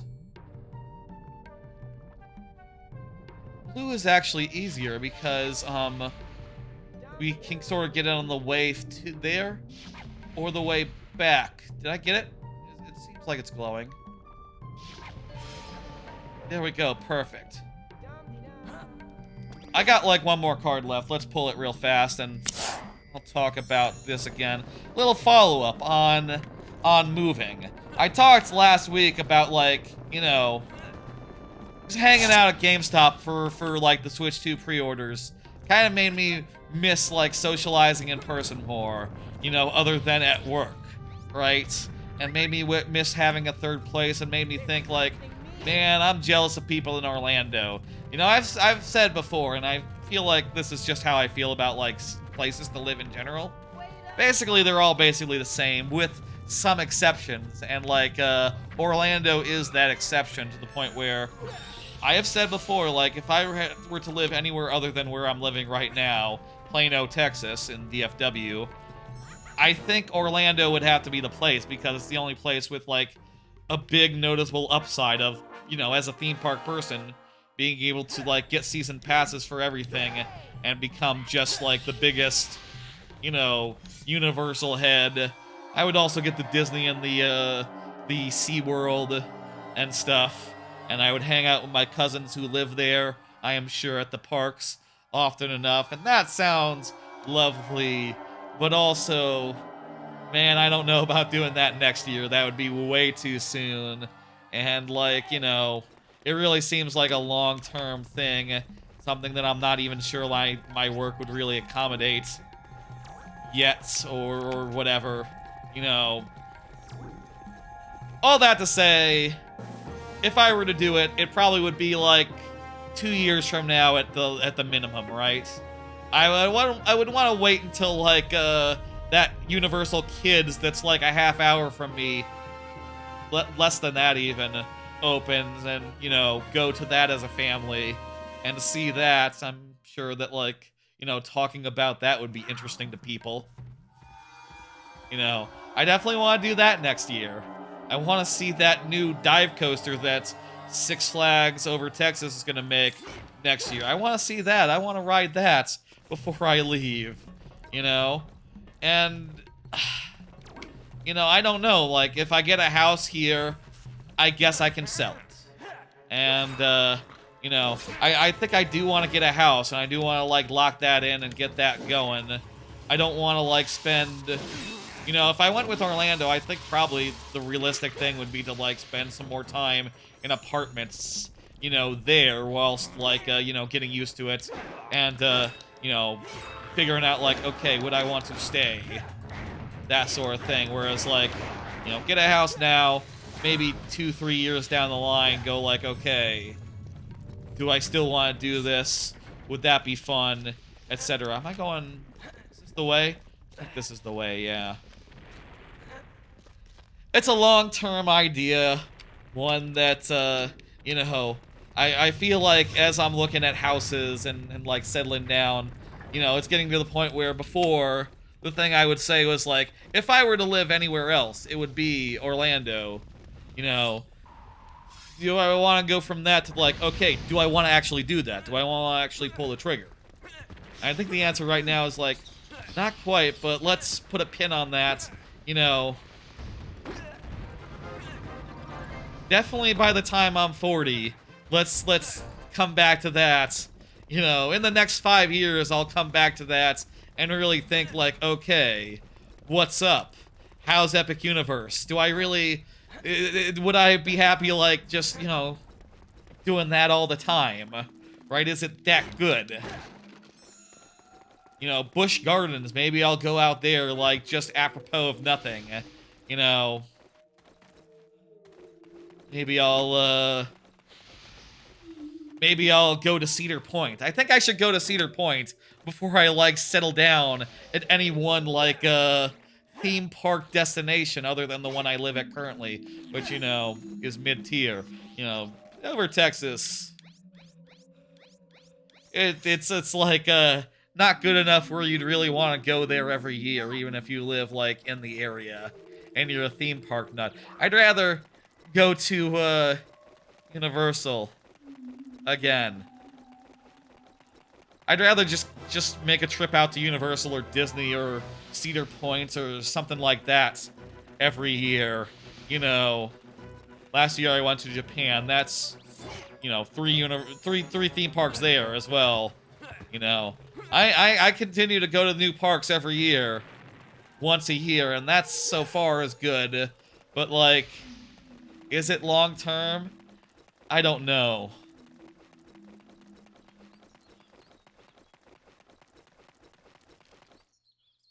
Well, folks, I, you know, sort of commuted back real fast because, like, why not?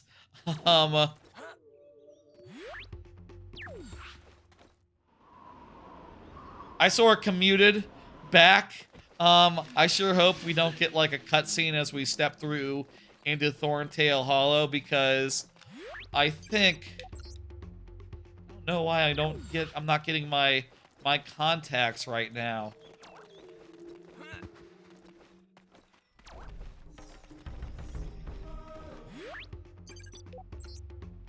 I think that's gonna do it for tonight. I hope there's, like, a... Got yourself stuck again? I haven't even seen ThornTail Valley. Okay, this is a taste of what we'll do next time. The ThornTail cannot defend themselves against the bloops. Use your fire blaster and get them all within the time limit. Great, thanks. That sounds fun. Can't wait to shoot some guys. Then I will probably get a wallet. Then I will get, like, a big root, which I don't know why I need a big root to get to the last island. But there might be another Krazoa. There's like 3 whole Krazoa left in the game, so that's interesting. What's going on there? Let's go ahead and call it for tonight. I'm gonna make myself big. I'm gonna pull up the old schedule. Thanks for dropping by, hanging out tonight with me, folks. We got through a good chunk of the game. I'll say, going through this third chunk, I think I am more positive than I was feeling last week. That was definitely a better chunk of the game than last week's chunk. Game's still probably a 3 out of 5 on the whole, though. The RetroTink looked really great. Looks sharper than it did last week. And hell, sharper than GameCube games have ever looked on this channel. Emulation aside of, like, randomizers and things of that nature. I am really quite pleased, quite happy, and feeling good. Feel like next week probably will be the finale. That'll be like the first week of May, and then we'll have like another Tuesday, maybe 2 more Tuesdays before the birthday stream. We'll have to find like something to do on those Tuesdays other than the playthroughs, because I will say, this has been part of a playthrough series where I've been randomly playing through rare games, and Conker's Bad Fur Day and Mystery Game are still up. But I'm gonna wait before we spin the wheel until after the birthday stream, because the birthday stream has the potential to add a good number of games to the random list. Another Conker version could be added. Donkey Kong, Game Boy Color version. Whole bunch. That's what I put on the list for now. I might think about that and reorder accordingly. Is Trouble in Paradise even the sort of game that you can do a playthrough of? I have like a couple weeks to think about that. If you have any suggestions, games that you'd like me to play specifically, let me know in chat, in the Discord. You know, maybe some of these could be switched out. I do have an idea for Diddy Kong Racing where, like, it might be cool, like, when Diddy Kong Racing comes out on N64 Online, maybe I just do a co-op playthrough of that, which would be more fun, maybe, than just doing it as part of this. So, maybe I'll think about switching that one out as well. I don't know. TBD. But, like, yeah, that's some stuff that's coming together. There is, of course, a birthday stream in a couple weeks, which will be that Mario Galaxy 1 and 2 switching games every 5 lives. That's sure to be a fun thing. That'll be on a Saturday, so it'll be a long stream. I expect us to not finish those 2 games, but we will get as far as we can. And I'll say I would like to do a second one of those, like maybe right before big trips that are coming in the summer. There will also be a Switch 2 launch night stream. There will also be a Xbox showcase with Mario Kart as well. There'll also be a 4th of July stream, the 3rd annual one of those with the same gimmick and the same conceit. That's all the stuff that's coming up in the next few months as far as big streams go, big scheduled streams go. But also, I'll be back on Friday for viewer levels, Mario Maker viewer levels, as I always am every week. I will take a break when I, get LASIK and can't see. But other than that, Friday is when you can expect that. Look forward to it. That'll be fun. That'll be good. You know what? One of those Tuesdays, maybe we'll do the viewer... No, that'll be after the birthday stream. Will be before LASIK, but... Whatever. Viewer levels, they're on Friday, 6 p.m. Central. Playthroughs, they are on Tuesday. And for next week, I think we'll be finishing the game. That is my goal, to finish the game. Let me hit save one more time. Finishing Star Fox Adventures next week. This has been the longest of the random rareware playthroughs. Most of them lasted 1 to 3 streams. And this one is going for at least 4, maybe 5 if it turns out that, like, 3 Krazoa spirits is a big deal. I don't know. Let me send anyone over here on Twitch off on a raid. And, let me see who is live, who I can send you to. I'm thinking, let me see if McClunky... There was an error fetching your followed channels? That's weird, never seen that before.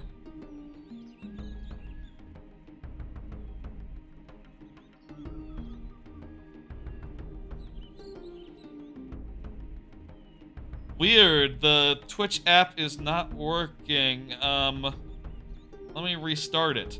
Maybe I need a goddamn update. Let me... Okay, there it goes. Let me see. Is McClunky still going? Yes, McClunky is still going. They're doing a birthday stream tonight. So, hey, I'll send you right there. I think I just saw someone else doing Spaceballs? A watch party of Spaceballs? Illicits on the down low, perhaps. That's interesting, but I'm going to send you to McClunky. Now called just Clunky. No McClunky Culkin. Formerly Clunky Culkin. Now just Clunky. Straight up. I'm going to send you over there. Give them our love. Tell them happy birthday.